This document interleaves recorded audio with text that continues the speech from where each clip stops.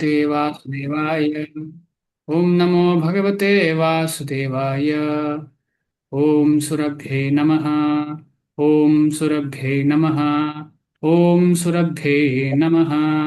मूकं करोति वाचालं पङ्गुं लङ्घायते गिरिं यत्कृपातमहं वन्दे श्रीगुरुं दीनतारिणं श्रीचैतन्यमीश्वरं परमानन्दमाधवम्। इष्टपदाय कृष्णपृष्ठाय श्रीमते ನಮಸ್ತೆ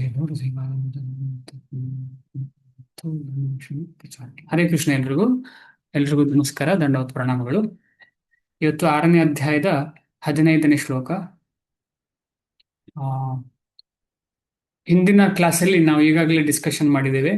ಹೇಗೆ ಒಬ್ಬ ಯೋಗ ಅಭ್ಯಾಸಿಗ ಹೇಗೆ ನೇರವಾಗಿ ಕೂತ್ಕೊಂಡು ಹೇಗೆ ಅಭ್ಯಾಸಕ್ಕೆ ತನ್ನನ್ನು ತಾನು ರೆಡಿ ಮಾಡ್ಕೊಳ್ಬೇಕು ಅಂತ ಹೇಳಿ ಡಿಸ್ಕಷನ್ ಮಾಡಿದ್ದೇವೆ.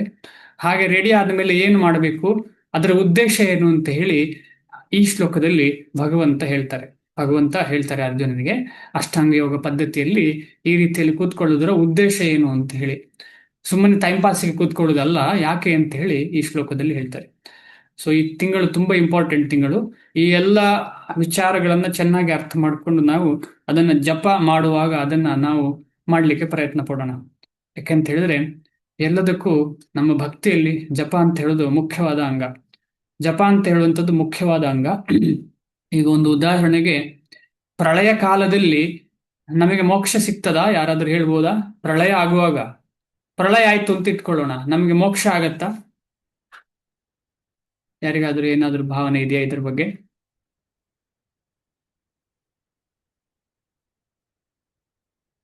ಬ್ರಹ್ಮನ ದಿವಸ ಆಗುವಾಗ ಪ್ರಳಯ ಆಗತ್ತೆ, ಆಮೇಲೆ ಆ ಬ್ರಹ್ಮನ ಅಂತ್ಯ ಆಗುವಾಗ ಪ್ರಳಯ ಆಗತ್ತೆ. ಆ ಸಮಯದಲ್ಲಿ ನಾವು ನಮಗೆ ಭಕ್ತರಾಗಿದ್ದರೆ ಹಾ ಕೃಷ್ಣ ಭಕ್ತರಾಗಿದ್ದರೆ ಪ್ರಳಯ ಕಾಲದಲ್ಲಿ ಮೋಕ್ಷ ಆಗಲು ಸಾಧ್ಯ ಇದೆ. ಒಂದು ಕ್ಲಾಸಲ್ಲಿ ಕೇಳಿದ್ದೆ. ಎಲ್ಲರನ್ನು ಕೇಳ್ತಾ ಇರೋದು ನಾನು, ಭಕ್ತರ ಬಗ್ಗೆ ಅಲ್ಲ, ಎಲ್ಲರಿಗೆ ಏನಾಗತ್ತೆ ಅಂತ. Correct. ಏನಾಗತ್ತೆ? ಎಲ್ರೂ ನಾಶ ಆಗ್ತಾರೆ. ನಾಶ ಯಾವ್ದು? ಶರೀರ ಆಗತ್ತೆ, ಆತ್ಮ. ಆತ್ಮನಾಶ ಆಗುದಿಲ್ಲ. ಸೂಕ್ಷ್ಮ ಶರೀರ ಹೇಳಿ ಎಲ್ಲ ಗರ್ಭೋದಕಶಾಹಿ ವಿಷ್ಣುವನಲ್ಲಿ ಸೇರ್ಕೊಳ್ತೀವಲ್ಲ ಒಬ್ರು. ಸೇರ್ಕೊಳ್ತೀವಿ. ಆಮೇಲೆ ಏನಾಗತ್ತೆ? ಮತ್ತೆ ಜನ್ಮ ಆಗುತ್ತೆ. ಯಾಕೆ ಜನ್ಮ ಆಗತ್ತೆ? ಅದು ನಮ್ಮ ಕರ್ಮಗಳ ಇದ್ರ ಮೇಲೆ, ನಮ್ಮ ಆಸೆಗಳ ಇದ್ರ ಮೇಲೆ. ನಮ್ಮ ಡಿಸೈರ್ಸ್ ಇದೆಯಲ್ಲ, ಅದಕ್ಕೆ ಆದ ಕಾರಣ ಡಿಸೈರ್ಸ್ ಅನ್ನ ಕೊಲ್ಲುದಿಲ್ಲ. ಅದು ಯಾವುದು? ಪ್ರಳಯ ಕೂಡ ಕೊಲ್ಲುದಿಲ್ಲ ಡಿಸೈರ್ಸ್ ಅನ್ನ. ಆದರೆ ನಮ್ಮ ಮಹಾಮಂತ್ರ ಎಲ್ಲ ಡಿಸೈರ್ಸ್ ಅನ್ನ ನಿರ್ಮೂಲ ಮಾಡ್ತದೆ. ಎಷ್ಟು ಇಂಪಾರ್ಟೆಂಟ್ ಅಂತ ಹೇಳಿದ್ರೆ ನಮಗೆ ಗೊತ್ತಾಗೋದಿಲ್ಲ ಅದು ಅಷ್ಟು ಇಂಪಾರ್ಟೆಂಟ್ ಅಂತ ಹೇಳಿ. ಅಷ್ಟು ಇಂಪಾರ್ಟೆಂಟ್ ನಮ್ಮ ಮೆಥಡ್. ಈ ಮೆಥಡ್ ಅಲ್ಲಿ ಅದರಲ್ಲಿ ಕೂಡ ಹರೇ ಕೃಷ್ಣ ಮಹಾಮಂತ್ರ ಜಪ ಮಾಡು. ಆದ ಕಾರಣ ನಾವು ಇವತ್ತಿನ ನಿನ್ನೆದ್ದು ಮೊನ್ನೆದ್ದು ಡಿಸ್ಕಷನ್ ಏನೆಲ್ಲ ಆಗಿದೆ, ನಾವು ಜಪ ಮಾಡುವಾಗ ಅದನ್ನು ಅನುಸರಿಸಲಿಕ್ಕೆ ಪ್ರಯತ್ನ ಪಡೋಣ. ಎಷ್ಟಾಗತ್ತೆ ಅಷ್ಟು. ಒಂದೊಂದ್ಸಲ ಆಗದೇ ಇರಬಹುದು, ಅದರ ಬಗ್ಗೆ ಹೆಚ್ಚು ಚಿಂತನೆ ಅಗತ್ಯ ಇಲ್ಲ. ಆದರೆ ಮುಖ್ಯ ಉದ್ದೇಶ ಜಪ ಮಾಡುವಂಥದ್ದು. ಅದು ನಿನ್ನೆ ಕ್ಲಾಸಲ್ಲಿ ಕೂಡ ನಾವು ಡಿಸ್ಕಷನ್ ಮಾಡಿದ್ದೇವೆ. ಏನೇ ಇರಲಿ, ಇವತ್ತು ಈ ಶ್ಲೋಕಕ್ಕೆ ಹೋಗೋಣ. ಶ್ಲೋಕ 15, 6ನೇ ಅಧ್ಯಾಯ. ಯುಂಜನ್ನೇವಂ ಸದಾತ್ಮಾನಂ ಯೋಗಿ ನಿಯತಮಾನಸಃ ಶಾಂತಿಂ ನಿರ್ವಾಣ ಪರಮಾಂ ಮತ್ಸಂಸ್ಥಾಮಧಿಗಚ್ಚತಿ. ಯುಂಜನ್ನೇವಂ ಸದಾತ್ಮಾನಂ ಯೋಗಿ ನಿಯತಮಾನಸಃ ಶಾಂತಿಂ ನಿರ್ವಾಣ ಪರಮಾಂ ಮತ್ ಸಂಸ್ಥಾಂ ಅಧಿಗಚ್ಚತಿ. ಇನ್ನೊಂದ್ಸಲ ಓದ್ತೀನಿ. ಯುಂಜನ್ನೇವಂ ಸದಾತ್ಮಾನಂ ಯೋಗಿ ನಿಯತಮಾನಸಃ ಶಾಂತಿಂ ನಿರ್ವಾಣ ಪರಮಾಂ ಮತ್ ಸಂಸ್ಥಾಮಧಿಗಚ್ಚತಿ. ಯುಂಜನ್ ಅಂದ್ರೆ ಅಭ್ಯಾಸ ಮಾಡುತ್ತಾ. ಹೇಗೆ ಅಭ್ಯಾಸ ಮಾಡುತ್ತಾ? ಹಿಂದೆ ಹೇಳಿದ ರೀತಿಯಲ್ಲಿ ನೇರವಾಗಿ ಕುಳಿತುಕೊಂಡು ತಲೆ ಕುತ್ತಿಗೆ ಬೆನ್ನನ್ನ ನೇರವಾಗಿ ಇಟ್ಟುಕೊಂಡು ಮೂಗಿನ ತುದಿ ನೋಡಿಕೊಂಡು ಧ್ಯಾನವನ್ನ, ಭಗವಂತನ ಧ್ಯಾನ ಮಾಡಲಿಕ್ಕೆ ಕೂತಿದ್ದಾನೆ, ಅಂದ್ರೆ ಜಪ ಮಾಡಲಿಕ್ಕೆ ಕೂತಿದ್ದಾನೆ. ಆ ರೀತಿಯಲ್ಲಿ ಅಭ್ಯಾಸ ಮಾಡುತ್ತಾ, ಏವಂ ಮೇಲೆ ಹೇಳಿದಂತೆ ಅಭ್ಯಾಸ ಮಾಡುತ್ತಾ, ಸದಾ ನಿರಂತರವಾಗಿ ಆತ್ಮಾನಂ ದೇಹ ಮನಸ್ಸು ಮತ್ತು ಆತ್ಮವನ್ನು, ಯೋಗಿ ಆಧ್ಯಾತ್ಮಿಕವಾದಿಯು, ನಿಯತ ಮಾನಸಃ ನಿಯಂತ್ರಿತ ಮನಸ್ಸುಳ್ಳ, ಶಾಂತಿಂ ಶಾಂತಿಯನ್ನು, ನಿರ್ವಾಣ ಪರಮಾಂ ಭೌತಿಕ ಅಸ್ತಿತ್ವದ ನಿಲುಗಡೆಯನ್ನು. ನಿರ್ವಾಣ ಅಂತ ಹೇಳಿದ್ರೆ ಬೌದ್ಧರ ನಿರ್ವಾಣ ಅಲ್ಲ, ಇಲ್ಲಿ ಸತ್ತ ಮೇಲೆ ಏನಿಲ್ಲ, ಶೂನ್ಯ ಅಂತ ಹೇಳುವಂಥದ್ದಲ್ಲ. ನಿರ್ವಾಣ ಅಂತ ಹೇಳಿದ್ರೆ ಭೌತಿಕದ ವಿಚಾರಗಳನ್ನ, ಅಸ್ತಿತ್ವವನ್ನ ನಿಲ್ಲಿಸುದು. ಅಂದ್ರೆ ಪುನಃ ಇಲ್ಲಿ ಬರದೇ ಆದಂತಹ ಪುನಃ ಇಲ್ಲಿ ಬರಬಾರದು, ಅದಕ್ಕೆ ಆಗುವ ಚಟುವಟಿಕೆ ಮಾಡೋದು. ನಾವಿಲ್ಲಿ ಏನು ಚಟುವಟಿಕೆ ಮಾಡಬೇಕು, ನಾವು ಪುನಃ ಈ ಒಂದು ಸಂಕಷ್ಟಕ್ಕೆ, ಈ ಒಂದು ಸಂಸಾರ ಬಂಧನಕ್ಕೆ ಸಿಲುಕಿಕೊಳ್ಳಬಾರದು ಎಂಬಂತಹ ಚಟುವಟಿಕೆ ಮಾಡಬೇಕು. ಅದು ಯಾವುದು? ಅದು ವೈಷ್ಣವ ಸಂಘ ಹೇಳಿದಂತ ನವವಿಧ ಭಕ್ತಿ, ಜಪ ತಪಾದಿಗಳನ್ನು ಮಾಡುವಂಥದ್ದು. ಭೌತಿಕ ಅಸ್ತಿತ್ವದ ನಿಲುಗಡೆ ಆಗ್ತದೆ ಆಗದು. ಅದಕ್ಕೆ ನಿರ್ವಾಣ ಅಂತ ಹೇಳುದು. ಸತ್ತ ಮೇಲೆ ಏನಿಲ್ಲ ಅಂತ ಹೇಳೋದು ನಿರ್ವಾಣ ಅಲ್ಲ. ಮತ್ ಸಂಸ್ಥಾಂ, ಸಂಸ್ಥೆ. ಸಂಸ್ಥೆ ಅಂದ್ರೆ ಏನು? ಯಾವುದೋ ಒಂದು ಸಂಸ್ಥೆ ಅಂದ್ರೆ ಏನು? ಅದೇ ರೀತಿಯಲ್ಲಿ ಭಗವಂತನ ಸಂಸ್ಥೆ. ಮತ್ ಸಂಸ್ಥಾಂ ಅದೆಲ್ಲಿದೆ? ಗೋಲೋಕ ವೃಂದಾವನ. ನಿಜವಾದ ಸಂಸ್ಥೆ ಭಗವಂತನದ್ದು ಇರುವುದು ಗೋಲೋಕ ವೃಂದಾವನ. ಮತ್ ಸಂಸ್ಥಾಂ ಪರವ್ಯೋಮ ಭಗವದ್ಧಾಮವನ್ನು ಅಧಿಗಚ್ಚತಿ. ಗಚ್ಚತಿ ಅಂತ ಹೋಗುದು, ಅಧಿಗಚ್ಚತಿ ಅಂತ ಹೇಳಿದ್ರೆ ತಲುಪುವುದು. ಎಲ್ಲಿಗೆ ತಲುಪುತ್ತಾನೆ? ಎಲ್ಲಿಗೆ ಹೋಗ್ತಾನೆ? ಭಗವದ್ಧಾಮ ಗೋಲೋಕ ವೃಂದಾವನಕ್ಕೆ ಹೋಗುತ್ತಾನೆ. ಹೇಗೆ? ಈ ರೀತಿಯಲ್ಲಿ ಕುಳಿತುಕೊಂಡು ಮನಸ್ಸನ್ನ ಸಂಪೂರ್ಣ ಹತೋಟದಲ್ಲಿ ಇಟ್ಟುಕೊಂಡು ಭಗವಂತನ ಧ್ಯಾನ ಮಾಡ್ತಾ ಭಕ್ತನಾಗ್ತಾನೆ ಅಂತ ಅರ್ಥ. ಅದರ ಉದ್ದೇಶ. ನಮಗೆಲ್ಲ ಭಕ್ತರಾಗುವ ಅವಕಾಶ ಇದೆಲ್ಲ ಮಾಡದೆ ಸಿಕ್ಕಿದೆ. ಆದ ಕಾರಣ ನಾವು ಆ ಸಿಕ್ಕಿದ್ದನ್ನ ನಿಜವಾಗಿ ಅರಿತುಕೊಂಡು ಅದರ ಸೀರಿಯಸ್ನೆಸ್ ಅರ್ಥ ಮಾಡಿಕೊಂಡು ಜಪ ಮಾಡುವಾಗ ಸಂಪೂರ್ಣವಾಗಿ ನಾವು ಶಬ್ದದ ಮೇಲೆ ನಮ್ಮ ಮನಸ್ಸನ್ನು ಇಡ್ಲಿಕ್ಕೆ ಪ್ರಯತ್ನ ಪಡಬೇಕು. ಆಗ ತುಂಬಾ ಹೆಲ್ಪ್ ಆಗತ್ತೆ. ನಾವು ಒಬ್ರಿಗೊಬ್ರು ಇದರ ಬಗ್ಗೆ ಚರ್ಚೆ ಮಾಡಿದ್ರೆ ಏನಾಗ್ತದೆ ಅಂತ ಹೇಳಿದ್ರೆ, ನಮಗೆ ಜಪ ಮಾಡುವಾಗ ಎಸ್ ಮಾಡಬೇಕು ಅಂತ ಹೇಳಿ ಥಾಟ್ಸ್ ಬರ್ತದೆ. ಎಸ್ ಅವ್ರು ಹೀಗೆ ಹೇಳಿದ್ದಾರೆ, ಎಸ್ ಅವ್ರು ಹಾಗೆ ಹೇಳಿದ್ದಾರೆ, ಅದನ್ನೆಲ್ಲ ನಾವು ಅನುಸರಿಸಲಿಕ್ಕೆ ಪ್ರಯತ್ನ ಪಡೋಣ. ಭಗವಂತ ಹೇಳಿದ್ದನ್ನ ಇವರು ಪುನಃ ಆವರ್ತಿಸಿದ್ದಾರೆ ಅಂತ ಹೇಳಿ ಕೂತ್ಕೊಳ್ಳುವಾಗ ನಮಗೆ ನೆನಪಾಗತ್ತೆ. ಇಲ್ಲ ಅಂದ್ರೆ ಕೂತ್ಕೊಳ್ಳುವಾಗ ಮೊಬೈಲ್ ಟಿಂಗ್ ಅಂತ ಆಗತ್ತೆ. ಆಮೇಲೆ ಅಲ್ಲೇ ಇರೋ ಯಾರೋ ಕರೀತಾರೆ, ಇದರ ಮೇಲೆಲ್ಲ ಮನಸ್ಸು ಹೋಗತ್ತೆ. ಮನಸ್ಸು ಹೋಗುದು ಒಂದೇ ಕಡೆ ಆಗಿರ್ಬೇಕು, ಅದು ಶಬ್ದ, ಭಗವಂತನ ನಾಮದ ಶಬ್ದ. ಅದಕ್ಕೋಸ್ಕರ ಅದನ್ನ ಶಬ್ದ ಬ್ರಹ್ಮ ಅಂತ ಹೇಳ್ತಾರೆ. ಇದರಲ್ಲಿ ಏನಿಲ್ಲ, ಪುನಃ ಪುನಃ ಮಾತಾಡುದು ಒಂದೇ. ಅದೇನು? ಹರೇ ಕೃಷ್ಣ ಮಹಾಮಂತ್ರದ ಶಬ್ದವನ್ನು ಆಲಿಸಬೇಕು ಅಂತ ಹೇಳುವುದನ್ನೇ ಮಾತಾಡುವಂಥದ್ದು. ಎಲ್ಲರೂ ಕೂಡ, ಎಲ್ಲ ಭಕ್ತರು ಇದೇ ಮುಖ್ಯ ಅಂಗ ಭಕ್ತಿಯಲ್ಲಿ. ಹರೇ ಕೃಷ್ಣ ಮಹಾಮಂತ್ರ ಜಪ ಮಾಡುವಾಗ ಜಪದಲ್ಲಿ ಆಗುವಂತ ಶಬ್ದವನ್ನ ಕೇಂದ್ರೀಕರಿಸಿ ಸ್ಮರಿಸಿ ಕೇಳುವಂಥದ್ದೇ ಭಕ್ತಿಯ ಮುಖ್ಯ ಅಂಗ. ಅದು ಸಿಂಪಲ್ ಆದ್ರೆ ಸಿಂಪಲ್ ಅಲ್ಲ. ಅದು ಸಿಂಪಲ್ ಆದ್ರೆ ಸಿಂಪಲ್ ಅಲ್ಲ. ಸಿಂಪಲ್ ಯಾರಿಗೆ ಅಂತ ಹೇಳಿದ್ರೆ ಅದನ್ನ ಅರ್ಥ ಮಾಡಿಕೊಂಡು ಪ್ರಯತ್ನ ಪಡುವವರಿಗೆ. 1-2 ದಿನ ಕಷ್ಟ ಆಗತ್ತೆ, 3 ದಿನ ಕಷ್ಟ ಆಗತ್ತೆ, 1 ವರ್ಷ ಕಷ್ಟ ಆಗತ್ತೆ. ಆದ್ರೆ ನಿಧಾನವಾಗಿ ಅದನ್ನು ಬಿಡದೆ ಮಾಡಿದ್ರೆ ಖಂಡಿತವಾಗಿ ನಮಗೆ ಭಗವಂತ, ಭಕ್ತರ ಸಂಘ ಎಲ್ಲವೂ ಸೇರಿ ನಮಗೆ ಆ ಒಂದು ಶಬ್ದದಲ್ಲಿ ತನ್ಮಯತೆಯಾಗಿ ಸಂಪೂರ್ಣವಾಗಿ ಅದನ್ನ ಕೇಳುವಂತೆ ಆಗತ್ತೆ. ಹೇಗೆ ಒಂದು ಹಾವು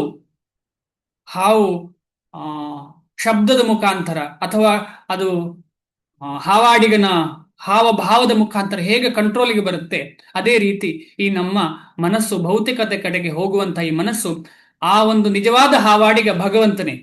ಭಗವಂತನ ನಾಮವೇ ನಿಜವಾದ ಹಾವಾಡಿಗ. ಆ ಹಾವಾಡಿಗದಿಂದ ನಮ್ಮ ಈ ಮನಸ್ಸು ಸಂಪೂರ್ಣ ಹತೋಟಿಗೆ ಬರ್ತದೆ. ಅದರಲ್ಲಿ ಏನೂ ಸಂಶಯ ಇಲ್ಲ. ನಾವು ಪ್ರಯತ್ನ ಮಾತ್ರ ನಮ್ಮ ಕೈಯಲ್ಲಿದೆ. ಯಾಕೆಂತ ಹೇಳಿದ್ರೆ ಇದರ ಹಿಂದೆ ನಾವು ನೋಡಿದ್ದೇವೆ, ನಮ್ಮ ರಕ್ಷಣೆ ನಾವೇ ಮಾಡಬೇಕು. ಯಾಕಂದ್ರೆ ಎಲ್ಲರೂ ಹೇಳ್ತಾರೆ ಹಾಗೆ ಮಾಡಿ ಹೀಗೆ ಮಾಡಿ ಅಂತ ಹೇಳಿಕ್ ಬರ್ತಾರೆ ನಮಗೆ, ಗುರುಗಳು, ಭಗವಂತ ಎಲ್ಲ ಇನ್ಸ್ಟ್ರಕ್ಷನ್ಸ್ ಇದೆ ನಮಗೆ. ಆದ್ರೆ ಕೊನೆಗೆ ಮಾಡುದು ನಾವೇ ಅಲ್ವಾ. ನಮ್ಮಲ್ಲಿ ಮಾಡಿಸ್ಲಿಕ್ಕೆ ಸಾಧ್ಯ ಅವರ ಕೈಲಿಗೆ? ಅವರಿಗೆ ಖಂಡಿತ ಸಾಧ್ಯ. ಆದ್ರೆ ಅದಕ್ಕೆ ನಮಗೆ ಕ್ವಾಲಿಫಿಕೇಶನ್ ಇದೆಯಾ ಅಂತ ನೋಡ್ಬೇಕು ಫಸ್ಟಿಗೆ. ಖಂಡಿತವಾಗಿ ಭಗವಂತ ಮನಸ್ಸು ಮಾಡಿದ್ರೆ ಅಥವಾ ಭಕ್ತರು ಮನಸ್ಸು ಮಾಡಿದ್ರೆ ಇಡೀ ಪ್ರಪಂಚವೇ ಭಕ್ತಿಮಯ ಆಗ್ತದೆ. ಆದ್ರೆ ನಮಗೆ ಆ ಕ್ವಾಲಿಫಿಕೇಶನೇ ಇಲ್ಲ. ಅದೊಂದು ವಿಚಾರ ತುಂಬಾ ಇಂಪಾರ್ಟೆಂಟ್. ಆದ್ರೂ ಕೂಡ ನಮಗೆ ಕ್ವಾಲಿಫಿಕೇಶನ್ ಇಲ್ಲದಿದ್ರು ಕೂಡ ನಮಗೆ ಇದು ಸಿಕ್ಕಿದ ಕಾರಣ ನಮಗೆ ಕ್ವಾಲಿಫಿಕೇಶನ್ ಇದೆಯೋ ಇಲ್ಲೋ ಚಿಂತನೆ ಮಾಡೋಕ್ಕಿಂತ ಸಿಕ್ಕಿದ್ದನ್ನ ನಾವು ಚೆನ್ನಾಗಿ ನೋಡಿಕೊಂಡು ಅದನ್ನ ನಾವು ಶುರು ಮಾಡಬೇಕು. ಈಗ ಪುರುಷೋತ್ತಮ ಮಾಸ ಎಂತ ಮಾಡಿದ್ರು ಕೂಡ ಎಷ್ಟೋ ಪಟ್ಟು ಜಾಸ್ತಿ ಆಗತ್ತೆ. ಕೆಲವರು 500 ಪಟ್ಟು ಹೇಳ್ಬಹುದು, ಕೆಲವರು 1000 ಪಟ್ಟು ಹೇಳ್ಬಹುದು. ನಾವು 1000 ಪಟ್ಟಿನ ಹಿಂದೆ ಅಲ್ಲ, ನಾವು ಭಗವಂತನ ಸೇವೆ ಹಿಂದೆ ಇರಬೇಕು. ಅದು ಹೊಸ ಭಕ್ತರಿಗೆ 1000 ಪಟ್ಟು, 100 ಪಟ್ಟು, 200 ಪಟ್ಟು ಅಂತ ಹೇಳಿ ಆಸೆ ಭರಿಸುವುದು ವಿನಃ ನಿಜವಾಗಿ ನೋಡಿದರೆ ಪ್ರತಿಯೊಂದು ದಿನವೂ ಭಗವಂತನ ದಿನ. ಪ್ರತಿಯೊಂದು ದಿನವೂ ಭಗವಂತನ ದಿನ, ಎಲ್ಲ ದಿನವೂ ಭಗವಂತನ ದಿನ. ನಾವು ಪ್ರತಿಯೊಂದು ದಿನವೂ ಚೆನ್ನಾಗಿ ಮಾಡಬೇಕು. ಇದು ಎಕ್ಸ್ಕ್ಯೂಸಸ್, ಅದು ಯಾರಿಗೆ? ಹೊಸಬರಿಗೆ ಎಕ್ಸ್ಕ್ಯೂಸ್ ಅಷ್ಟೇ. ಸ್ವಲ್ಪ ಸಾಧನೆ ಬಗ್ಗೆ ಆಸಕ್ತಿ ಇರುವವನಿಗೆ ದಿನ ಏನು ವ್ಯತ್ಯಾಸ ನೋಡೋದು. ಈಗ ನಾವು ಆಫೀಸಿಗೆಲ್ಲ ಹೋಗ್ತೇವೆ, ಆಫೀಸಲ್ಲಿ ಹೋಗುವಾಗ ಸಂಡೇ ಬರುವಾಗ ಒಂದು ಎಕ್ಸ್ಕ್ಯೂಸ್ ಇರುತ್ತೆ. ಸಂಡೇ ಅಂತ ಹೇಳಿದ್ರೆ ಎಕ್ಸ್ಕ್ಯೂಸ್. ಅದೇ ರೀತಿಯಲ್ಲಿ ಭಕ್ತಿಯಲ್ಲಿ ಕೂಡ ಈ ರೀತಿ ಎಕ್ಸ್ಕ್ಯೂಸ್ ಇದೆ. ಯಾಕೆ ಅದು ಇದೆ ಅಂತ ಹೇಳಿ ಅಂದ್ರೆ ಬೇರೆ ದಿನ ಕಮ್ಮಿ ಮಾಡ್ಲಿ ಅಂತ ಅರ್ಥವಾದ್ರದ್ದು ಇಲ್ಲ. ಬೇರೆ ದಿನ ಕಮ್ಮಿ ಮಾಡ್ಲಿ ಅಂತ ಹೇಳುವ ಅರ್ಥ ಅಲ್ಲ. ಆ ದಿನ ಮಾಡಿದ್ರೆ ಜಾಸ್ತಿ ಫಲ ಸಿಗ್ತದೆ, ಬೇರೆ ದಿನ ಕೂಡ ಅದೇ ರೀತಿಯಲ್ಲಿ ಮಾಡಬೇಕು ಅಂತ ಹೇಳಿದ್ರು ಅರ್ಥ ಅದರದ್ದು. ಆದ ಕಾರಣ ನಮ್ಮ ಈ ಪುರುಷೋತ್ತಮ ಮಾಸ, ನಮ್ಮ ಎಲ್ಲ ಮಾಸಗಳು ಪುರುಷೋತ್ತಮ ಮಾಸ ಆಗ್ಲಿ ಅಂತ ನಾವು ಅರ್ಥ ಮಾಡ್ಕೊಳ್ಬೇಕು. ಪ್ರತಿಯೊಂದು ದಿನವೂ ನಾವು ಭಗವಂತನ ಸ್ಮರಣೆಯನ್ನ ಮುಖ್ಯ ಅಂಗ, ಅದೇ ಜೀವನದ ಮುಖ್ಯ ಅಂಗ. ಅನುವಾದಕ್ಕೆ ಹೋಗೋಣ. ಹೀಗೆ ದೇಹ, ಮನಸ್ಸು ಮತ್ತು ಕಾರ್ಯಗಳ ವಾಕ್ ಕಾಯ, ದೇಹ ಮನಸ್ಸು ಕಾರ್ಯಗಳ ನಿರಂತರ ನಿಯಂತ್ರಣವನ್ನು ಅಭ್ಯಾಸ ಮಾಡುತ್ತಾ ಯೋಗಿಯು ತನ್ನ ಮನಸ್ಸನ್ನು ನಿಯತಗೊಳಿಸಿಕೊಂಡು ಭಗವಂತನ ರಾಜ್ಯವನ್ನು ಅಥವಾ ಕೃಷ್ಣನ ನಿವಾಸವನ್ನು ಐಹಿಕ ಅಸ್ತಿತ್ವದ ಅಂತ್ಯದ ಮೂಲಕ ಪಡೆಯುತ್ತಾನೆ. ಅಂದ್ರೆ ತನ್ನ ಐಹಿಕ ಅಸ್ತಿತ್ವವನ್ನು ಅಂತ್ಯ ಮಾಡಿ ಭಗವಂತನ ಧಾಮಕ್ಕೆ ಹೋಗ್ತಾನೆ. ಯಾರು? ಅಷ್ಟಾಂಗ ಯೋಗದ ಅಭ್ಯಾಸಿ. ಆದರೆ ಭಕ್ತಿ ಯೋಗದ ಅಭ್ಯಾಸಿ ದೈಹಿಕ ಅಥವಾ ಐಹಿಕ ಅಸ್ತಿತ್ವದ ಅಂತ್ಯಕ್ಕೆ ಅವಕಾಶ, ಅಂದ್ರೆ ಅದನ್ನೆಲ್ಲ ವೇಟೆ ಮಾಡುವುದಿಲ್ಲ. ಇಲ್ಲಿ ಇರುವಾಗಲೇ ಭಗವಂತನ ಸೇವೆ ಮಾಡುವಾಗ ಅಲ್ಲಿಯೂ ಅದೇ ಸಿಗುವುದು, ಅಲ್ಲಿ ಕೂಡ ಅದೇ ಸಿಗುವುದು. ಆದ ಕಾರಣ ಭಕ್ತ ಅಂತ ಹೇಳೋನು ತುಂಬಾ ಮೇಲ್ಸ್ತರದಲ್ಲಿರುವಂತಹ ಯೋಗಾಭ್ಯಾಸಿ, ಅದರಲ್ಲಿ ಏನು ಸಂಶಯ ಇಲ್ಲ. ಯಾಕಂದ್ರೆ ನೇರವಾಗಿ ಭಗವಂತನ ಸ್ಮರಣೆ, ಭಗವಂತನ ಸೇವೆ ಮಾಡಲಿಕ್ಕೆ ಇಲ್ಲಿರುವಾಗಲೇ ಪ್ರಯತ್ನ ಪಡ್ತಾ ಇರುವಂತಹ ವ್ಯಕ್ತಿಯೇ ಭಕ್ತ. ಅದು ಕೂಡ ಸದಾ ಭಗವಂತನ ಸೇವೆ ಮಾಡಲಿಕ್ಕೆ ಪ್ರಯತ್ನ ಪಡಬೇಕು, ಒಂದು ನಿಮಿಷ ಬಿಡ್ಲಿಕ್ಕಿಲ್ಲ. ಅವ್ಯರ್ಥ ಕಾಲತ್ವಂ ಅಂತ ಹೇಳ್ತಾರೆ ರೂಪಗೋಸ್ವಾಮಿಗಳು. ಒಂದು ನಿಮಿಷ ಕೂಡ ಕಾಲವನ್ನು ವ್ಯರ್ಥ ಮಾಡದೆ ಭಗವಂತನ ಸ್ಮರಣೆ, ಭಗವಂತನ ಜಪ, ಭಗವಂತನ ಸೇವೆ, ವೈಷ್ಣವರ ಸಂಘ, ಈ ರೀತಿ ತುಂಬಾ ವೆರೈಟೀಸ್ ಇದೆ. ಬರೀ ಜಪ ಮಾಡ್ತಾ ಕೂತ್ಕೊಳ್ಳಿ ಅಂತ ಹೇಳ್ತಾ ಇಲ್ಲ, ಇಲ್ಲಿ ತುಂಬಾ ವೆರೈಟೀಸ್ ಇದೆ. ಯಾಕಂದ್ರೆ ನಮಗೆ ಆ ಕ್ವಾಲಿಫಿಕೇಶನ್ ಇಲ್ಲ ಒಂದೇ ಕಡೆ ಕೂತು ಜಪ ಮಾಡುವುದು. 2 ಗಂಟೆ ಕೂತ್ಕೊಳ್ಳಿಕ್ಕಾಗಲ್ಲ, ಅರ್ಧ ಗಂಟೆ ಕೂತ್ಕೊಳ್ಳೋಕ್ಕಾಗಲ್ಲ, ಅಲ್ಲಿ ನೋವು ಬರುತ್ತೆ ನಮಗೆ. ಇನ್ನೇನು ನಾವು ಯೋಗ ಸಿದ್ಧಿ ಪಡೆಯುವುದು ನಾವು. ಆದ ಕಾರಣ ನಾವು ಈ ರೀತಿಯಲ್ಲಿ ನಾನು ಯೋಗಿಗಳು ಚಿಂತೆ ಮಾಡುವ ಅಗತ್ಯವೇ ಇಲ್ಲ. ನಾವು ನಿಜವಾಗಿ ಭಕ್ತರಾಗಲಿಕ್ಕೆ ಪ್ರಯತ್ನ ಪಡೋಣ. ಭಕ್ತರಾಗುವುದಷ್ಟು ಸುಲಭ ಅಲ್ಲ ಅಂತ ನಮಗೆ ಗೊತ್ತಿದೆ. ಆದರೂ ಪ್ರಯತ್ನದಿಂದ ಖಂಡಿತವಾಗಿ ಭಗವಂತನ ಪ್ರೇರೇಪಣೆ, ಭಗವಂತ ಅಂತ ಹೇಳೋನು ನಿಜವಾಗಿ ಅವ್ಯಾಜ ಕರುಣೆ ಇರುವಂತಹ ವ್ಯಕ್ತಿ. ಭಗವಂತನ ಭಕ್ತರು ಸಂಪೂರ್ಣ ಅವ್ಯಾಜ ಕರುಣೆ. ನಾವು ಸ್ವಲ್ಪ ಮಾಡಿದ್ರು ಸಾಕು. ಆದ ಕಾರಣ ಈ ಭಕ್ತಿ ಅಂತ ಹೇಳುದು ತುಂಬಾ ಮೇಲಿರುವಂತ ವಿಚಾರ. ಅಕಸ್ಮಾತ್ ನಾವೆಲ್ಲ ಸಕ್ಸಸ್ ಆಗಿಲ್ಲ ಅಂದ್ರೆ ಮರುಜನ್ಮ ಮನುಷ್ಯ ಜನ್ಮ ಸಿಗುವುದಂತೂ ಗ್ಯಾರಂಟಿ. ಏನೇ ತಪ್ಪು ಮಾಡಿರ್ಲಿ, ಹರೇ ಕೃಷ್ಣ ಮಹಾಮಂತ್ರ ಜಪ, ಭಗವದ್ ಪ್ರಸಾದ ತಗೊಂಡವನಿಗೆ ಖಂಡಿತವಾಗಿ ಮರುಜನ್ಮ ಬಂದ್ರೆ ಅದು ಮನುಷ್ಯ ಜನ್ಮವೇ ಸಿಗ್ತದೆ. ಅದಂತೂ ಗ್ಯಾರಂಟಿ, ಏನು ಸಂಶಯ ಇಲ್ಲ, ಏನೇ ತಪ್ಪು ಮಾಡಿದ್ರು ಕೂಡ. ಆದ ಕಾರಣ ಇದರಲ್ಲಿ ಎಷ್ಟು ಅವಕಾಶ ಇದೆ ನೋಡಿ. ಎಲ್ಲೆಲ್ಲೋ ಹೋಗಿ ಏನೇನೋ ಆಗುವಂತವರನ್ನ ನಾವು ಪುನಃ ಮನುಷ್ಯ ಜನ್ಮ ಸಿಗುದು, ಮನುಷ್ಯ ಯೋನಿ ಸಿಗುದು ಅಂತ ಹೇಳಿದ್ರೆ ಸುಮ್ಮನೆ. ಭಗವತ್ ಪ್ರಾಪ್ತಿ ಆಗುದು ಉದ್ದೇಶ. ಅಕಸ್ಮಾತ್ ಆಗಿಲ್ಲ ಅಂತ ಹೇಳಿದ್ರೆ, ಅಥವಾ ಭಗವಂತನ ಸೇವೆಗೆ ಅವಕಾಶ ನಿರಂತರ ಸಿಗ್ಲಿಲ್ಲ ಅಂತ ಹೇಳಿದ್ರೆ ಅಟ್ಲೀಸ್ಟ್ ಮನುಷ್ಯನಾಗಿ ಹುಟ್ಟುತ್ತೇವೆ. ಆದ ಕಾರಣ ನಾವು ಇದನ್ನ ಬೇರೆಯವರಿಗೆ ಕೊಡುವುದು ತುಂಬಾ ಇಂಪಾರ್ಟೆಂಟ್. ನಾವು ಅಲ್ಲಿ ಇಲ್ಲಿ ಹೋಗಿ ಏನೋ ನಮಗೆ ಖುಷಿಯಾದ ಗೊತ್ತಾದ್ದನ್ನು ಇನ್ನೊಬ್ಬರಿಗೆ ಹೇಳ್ತೇವೆ. ಆದ್ರೆ ಇದನ್ನ ಹೇಳುವುದು ತುಂಬಾ ಇಂಪಾರ್ಟೆಂಟ್. ಯಾಕೆ ಅಂತ ಹೇಳಿದ್ರೆ ಅವರನ್ನ ಪುನಃ ಭಗವಂತನ ಜೊತೆ ಸಂಪರ್ಕಿಸುವಂತಹ ಒಂದು ಕಾರ್ಯದಲ್ಲಿ ನಮ್ಮನ್ನ ಸೇವಾ ರೂಪದಲ್ಲಿ ನಾವು ತೊಡಗಿಸಿಕೊಳ್ಬೇಕು. ನಾವು ಮಾಡುವಂತದ್ದಲ್ಲ, ಅದು ನಮಗೆ ಸಿಕ್ಕಿದ ಸೇವೆ. ಅದು ಈಗ ನಾವೀಗ ಭಗವದ್ಗೀತೆಯನ್ನು ಓದ್ತಿದ್ದೇವೆ ಎಲ್ಲರೂ, ನಮಗೆ ಸಿಕ್ಕಿದ ಸೇವೆ ಇದು. ಆ ಸೇವೆಯನ್ನ ನಾವು ನಿರಂತರ ಮಾಡಲಿಕ್ಕೆ ಪ್ರಯತ್ನ ಪಡಬೇಕು. ದಮಯಂತಿ ಮತ್ತಜಿ, ಏನು ಪ್ರಶ್ನೆ ಇದೆಯಾ ಕೇಳಿ. ಅದು ಮನುಷ್ಯ ಜನ್ಮ ಸಿಗುತ್ತೆ ಅಂತ ಹೇಳ್ತೀರಲ್ಲ ಪ್ರಭು, ಆದ್ರೆ ಅವಾಗ ಮತ್ತೆ ನಮಗೆ ಭಕ್ತಿ ಸಿಗುತ್ತೆ ಅನ್ನೋ ಗ್ಯಾರಂಟಿ ಏನ್ ಪ್ರಭು? ಭಕ್ತಿ ಸಿಗತ್ತೆ ಗ್ಯಾರಂಟಿ, ಯಾಕಂದ್ರೆ ಭಕ್ತಿ ಮಾಡಿದ್ದಾನೆ ಅವನು. ಒಂದು ಮಾಲೆ ಜಪ ಮಾಡಿರಬಹುದು, ಸ್ವಲ್ಪ ಪ್ರಸಾದ ಸ್ವೀಕರಿಸಬಹುದು.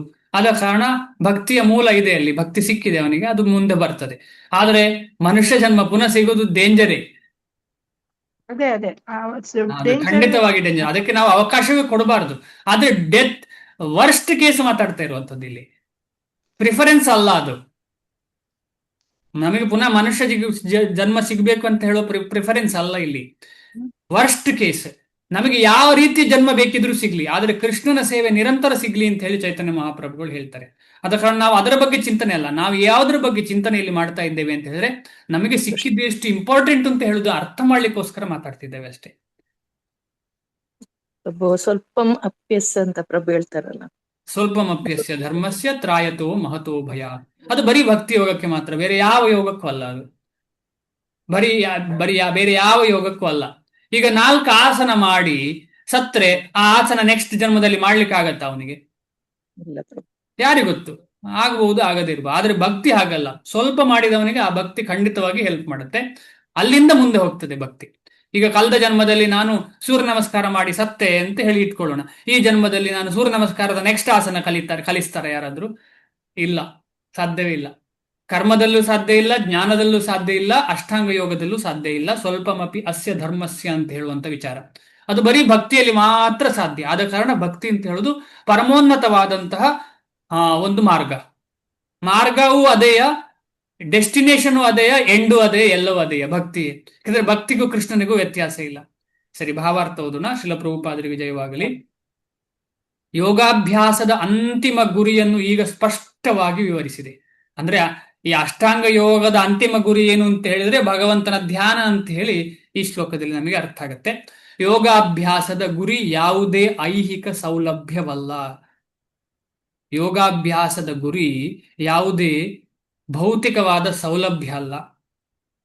ಅದರ ಗುರಿ, ಇದರಲ್ಲಿ ತುಂಬಾ ಇಂಪಾರ್ಟೆಂಟ್ ಅರ್ಥ ಮಾಡ್ಲಿಕ್ಕೆ. ನಾವು ಭಕ್ತರೆಲ್ಲ ಏನು ಚಿಂತನೆ ಮಾಡ್ತೇವೆ, ನಮ್ಮಲ್ಲಿ ಜೀವನ ಸುಲಭ ಇರಬೇಕು, ಯಾಕಂದ್ರೆ ನಾವೆಲ್ಲ ಅದೇ ರೀತಿಯಲ್ಲಿ ಚಿಂತನೆ ಮಾಡಿ. ಇದು ಬರೀ ಯೋಗ ಅಲ್ಲ, ಕರ್ಮದಲ್ಲೂ ಇದೆ ಚಿಂತನೆ, ಜ್ಞಾನದಲ್ಲೂ ಇದೆ ಚಿಂತನೆ. ನಮ್ಮ ಜೀವನ ಸಲೀಸಾಗಿರ್ಬೇಕು, ನೆಮ್ಮದಿಯಾಗಿರ್ಬೇಕು, ನನಗೆ ನನ್ನ ಮನೆಯಲ್ಲಿ AC ಇರಬೇಕು ಬೇಸಿಗೆ ಕಾಲದಲ್ಲಿ. ಇದೆಲ್ಲ ಚಿಂತನೆ ನಮಗೆ. ಇದೆಲ್ಲ ಕರ್ಮ ಯೋಗ, ಇದರಲ್ಲೆಲ್ಲ ಚಿಂತನೆ ಹೀಗೆ. ಈಗ ಯೋಗ ಆಸನ ಮಾಡಿ ನಾನು ಹೆಲ್ದಿ ಆಗಿರ್ಬೇಕು, ಈ ರೀತಿ ಚಿಂತನೆ. ಇದಕ್ಕಲ್ಲ ಯೋಗ, ಇದಕ್ಕಲ್ಲ ಕರ್ಮ, ಇದಕ್ಕಲ್ಲ ಜ್ಞಾನ ಅಂತ ಹೇಳ್ತಿದ್ದಾರೆ ಆಚಾರ್ಯರು. ಅದರ ಗುರಿ ಎಲ್ಲ ಐಹಿಕ ಅಸ್ತಿತ್ವವನ್ನು ಕೊನೆಗಾಣಿಸುವುದು. ಭಗವದ್ಗೀತೆಯ ಪ್ರಕಾರ ಭಕ್ತಿಯಲ್ಲಿ ಏನು ಅಂತ ಹೇಳ್ತಾ ಇದ್ದಾರೆ ನೋಡಿ. ಭಗವದ್ಗೀತೆಯ ಪ್ರಕಾರ ಆರೋಗ್ಯವನ್ನು ಉತ್ತಮಗೊಳಿಸಿಕೊಳ್ಳಲು ಬಯಸುವವನು ಅಥವಾ ಐಹಿಕ ಪರಿಪೂರ್ಣತೆಯನ್ನು ಬಯಸುವವನು ಯೋಗಿ ಅಲ್ಲ. ಎಷ್ಟು ಇಂಪಾರ್ಟೆಂಟ್ ನೋಡಿ. ಈಗ ಆಸನ ಮಾಡೋದು ಯಾಕೆ? ಆಸನ ಮಾಡೋದು ಯಾಕೆ ಅಂತ ಹೇಳಿದ್ರೆ, ಹೇಳಿ ಯಾರಾದ್ರೂ, ಆಸನ ಯಾಕೆ ಮಾಡೋದು? ಅಭ್ಯಾಸ ದೇಹದ ಆರೋಗ್ಯಕ್ಕೆ. ಅದು ಮಾಡಬಾರ್ದು ಅಂತ ಹೇಳಿದ್ದಾರೆ ಇಲ್ಲಿ.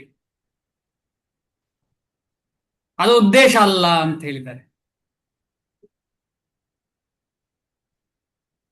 ಭಗವದ್ಗೀತೆಯ ಪ್ರಕಾರ ಆರೋಗ್ಯವನ್ನು ಉತ್ತಮಗೊಳಿಸಿಕೊಳ್ಳಲು ಬಯಸುವವನು ಅಥವಾ ಐಹಿಕ ಪರಿಪೂರ್ಣತೆಯನ್ನು ಬಯಸುವವನು ಯೋಗಿ ಅಲ್ಲ. ಹರೇ ಕೃಷ್ಣ ಪ್ರಭು, ದಂಡವತ್ ಪ್ರಣಾಮ. ದಂಡವತ್ ಪ್ರಣಾಮ ಪ್ರಭು. ನಮ್ಮ ಒಂದು ಆಸನದಲ್ಲಿ ನಮ್ಮ ಇಂದ್ರಿಯಗಳನ್ನ ಅಂದ್ರೆ ಆ ಭಂಗಿಲಿ ಎಷ್ಟೊತ್ತು ಕೂತ್ಕೊಳ್ಳಕ್ಕೆ ಸಾಧ್ಯ ಆಗತ್ತೆ ಅಂತ ಕಂಡಿಟ್ಟುಕೊಡಕ್ಕೆ ಆಸನ ಹಾಕ್ಬೇಕು ಅಂತ ನನ್ಗೆ. ಏನು ಪ್ರಯೋಜನ ಅದರಿಂದ? ಎಷ್ಟೋ ಗಂಟೆ ಕೂತ್ಕೊಂಡು ಹಾಗೆ ಕೂತ್ಕೊಂಡಾಗ ನಮ್ಮ ಮನಸ್ಸು ಸ್ಥಿಮಿತಕ್ಕೆ ಬರುತ್ತೆ. ನಾವು ಏಕಾಗ್ರತೆಯಿಂದ ಧ್ಯಾನ ಮಾಡ್ತೀವಿ, ಯೋಗ ಧ್ಯಾನನೋ ಜಪನ ಮಾಡ್ತೀವಿ ಅಂತ ಅನ್ಸುತ್ತೆ ಪ್ರಭು. Okay, correct. ನೋಡಿ, ಇಲ್ಲಿ 2 ವಿಚಾರ. ಬರೀ ಆರೋಗ್ಯಕ್ಕೆ ಯೋಗ ಮಾಡಬಾರ್ದು. ಯಾಕೆಂತ ಹೇಳಿದ್ರೆ ಆ ಆರೋಗ್ಯ ಸಿಕ್ಕಿದ ಮೇಲೆ ಏನ್ ಮಾಡ್ತಾನೆ ಅವ? ಇಂದ್ರಿಯ ಸುಖ ಪಡ್ತಾನೆ. ಆದ ಕಾರಣ ಆರೋಗ್ಯಕ್ಕೋಸ್ಕರ ಯೋಗ ಮಾಡಬಾರ್ದು. ಆದ್ರೆ ಭಕ್ತ ಅದೇ ಯೋಗವನ್ನ ಆರೋಗ್ಯಕ್ಕೋಸ್ಕರ ಮಾಡಬಹುದು. ಯಾಕೆಂದ್ರೆ ಅವನ ಆರೋಗ್ಯವನ್ನ ಭಗವಂತನ ಸೇವೆಯಲ್ಲಿ ತೊಡಗಿಸ್ಕೊಳ್ತಾನೆ. ಭಕ್ತ ಯೋಗ ಮಾಡಬಹುದು, ಅಭಕ್ತ ಯೋಗ ಮಾಡಬಾರ್ದು ಅಂತ ಅರ್ಥ ಇದರದ್ದು. ಯಾಕಂದ್ರೆ ಈ ಕಲಿಯುಗದಲ್ಲಿ ಅಭಕ್ತ ಯೋಗ ಮಾಡಿದರೆ ಏನ್ ಮಾಡ್ತಾನೆ? ಇನ್ನೂ ಜಾಸ್ತಿ ಇಂದ್ರಿಯ ಸುಖದ ಕಡೆ ಹೋಗ್ತಾನೆ ಅವ. ಇನ್ನೂ ಜಾಸ್ತಿ ನಾನು ಈಗ ನನ್ನ ಜೀವ, ಯಾಕಂತ ಹೇಳಿದ್ರೆ ಯೋಗದ ಉದ್ದೇಶ ಏನು ಅಂತ ಹೇಳಿದ್ರೆ ಇನ್ನೂ ಲೈಫ್ ಸ್ಪ್ಯಾನ್ ಇನ್ಕ್ರೀಸ್ ಮಾಡ್ತದೆ. ಅದು ಲೈಫ್ ಸ್ಪ್ಯಾನ್ ಅನ್ನ ಇನ್ಕ್ರೀಸ್ ಮಾಡುತ್ತೆ. ಲೈಫ್ ಸ್ಪ್ಯಾನ್ ಇನ್ಕ್ರೀಸ್ ಮಾಡಿ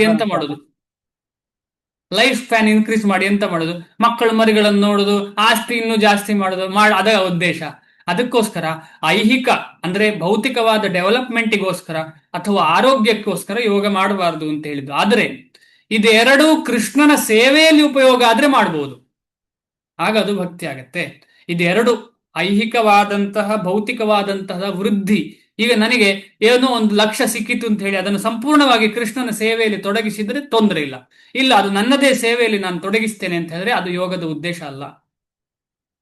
ಆದ ಕಾರಣ ಭಕ್ತಿಯ ಯೋಚನೆಯೇ ಬೇರೆ, ಬೇರೆ ಯೋಗದ ಯೋಚನೆಯೇ ಬೇರೆ. ಭಕ್ತಿಯ ಯೋಚನೆಯೇ ಬೇರೆ, ಬೇರೆ ಯೋಗದ ಯೋಚನೆಯೇ ಬೇರೆ.